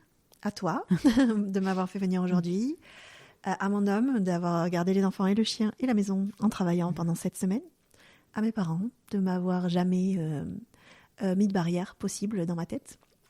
Alors que là, tu vois, hier encore au parc, j'étais avec quelqu'un, une petite fille, elle devait sauter d'un muret de 20 cm. Elle dit non, tu vas te faire mal. Ça me fait mal au cœur. Alors qu'elle pouvait complètement le faire. Et puis, à la nature d'avoir fait une aussi belle planète et aux humains avant nous d'avoir créé un monde pour qu'on soit de mieux en mieux selon ce que eux y croyaient. Et je dis merci à tous ceux qui se relèvent les manches aussi pour inventer le monde de demain. Top. Un immense merci Déborah. Pour les gens qui veulent en savoir plus, t'es très active sur LinkedIn. Ouais. Et c'est tout. Et c'est tout. Et t'as un site web aussi qui est très bien fait, qui donne envie d'en savoir plus. Donc hâte de voir ton livre partout sur toutes les tables de nuit pour pouvoir influencer positivement le monde. Et puis merci à Eric de nous avoir mis en relation. À très vite j'espère. Et puis on te souhaite de t'épanouir dans ce nouveau volet, on peut dire, ce nouveau chapitre de ta vie. Merci beaucoup. Merci Déborah. J'espère de tout cœur que cet épisode t'aura plu. Rendez-vous sur le site pourquoipasmoi.co pour avoir tous les liens mentionnés. Si ça n'est pas encore fait, je t'invite à t'abonner sur ta plateforme d'écoute préférée et mettre 5 étoiles et un commentaire sur Apple Podcast. Pour moi, c'est énorme. Et pour continuer à suivre les aventures de mon invité et recevoir des conseils pour écouter ta petite voix, inscris-toi à la newsletter et suis Pourquoi pas moi sur Instagram. Tu as tous les liens dans les notes de l'épisode. Et évidemment, n'hésite pas à en parler autour de toi. Je te donne rendez-vous vendredi pour la newsletter et à dans 15 jours pour le prochain épisode.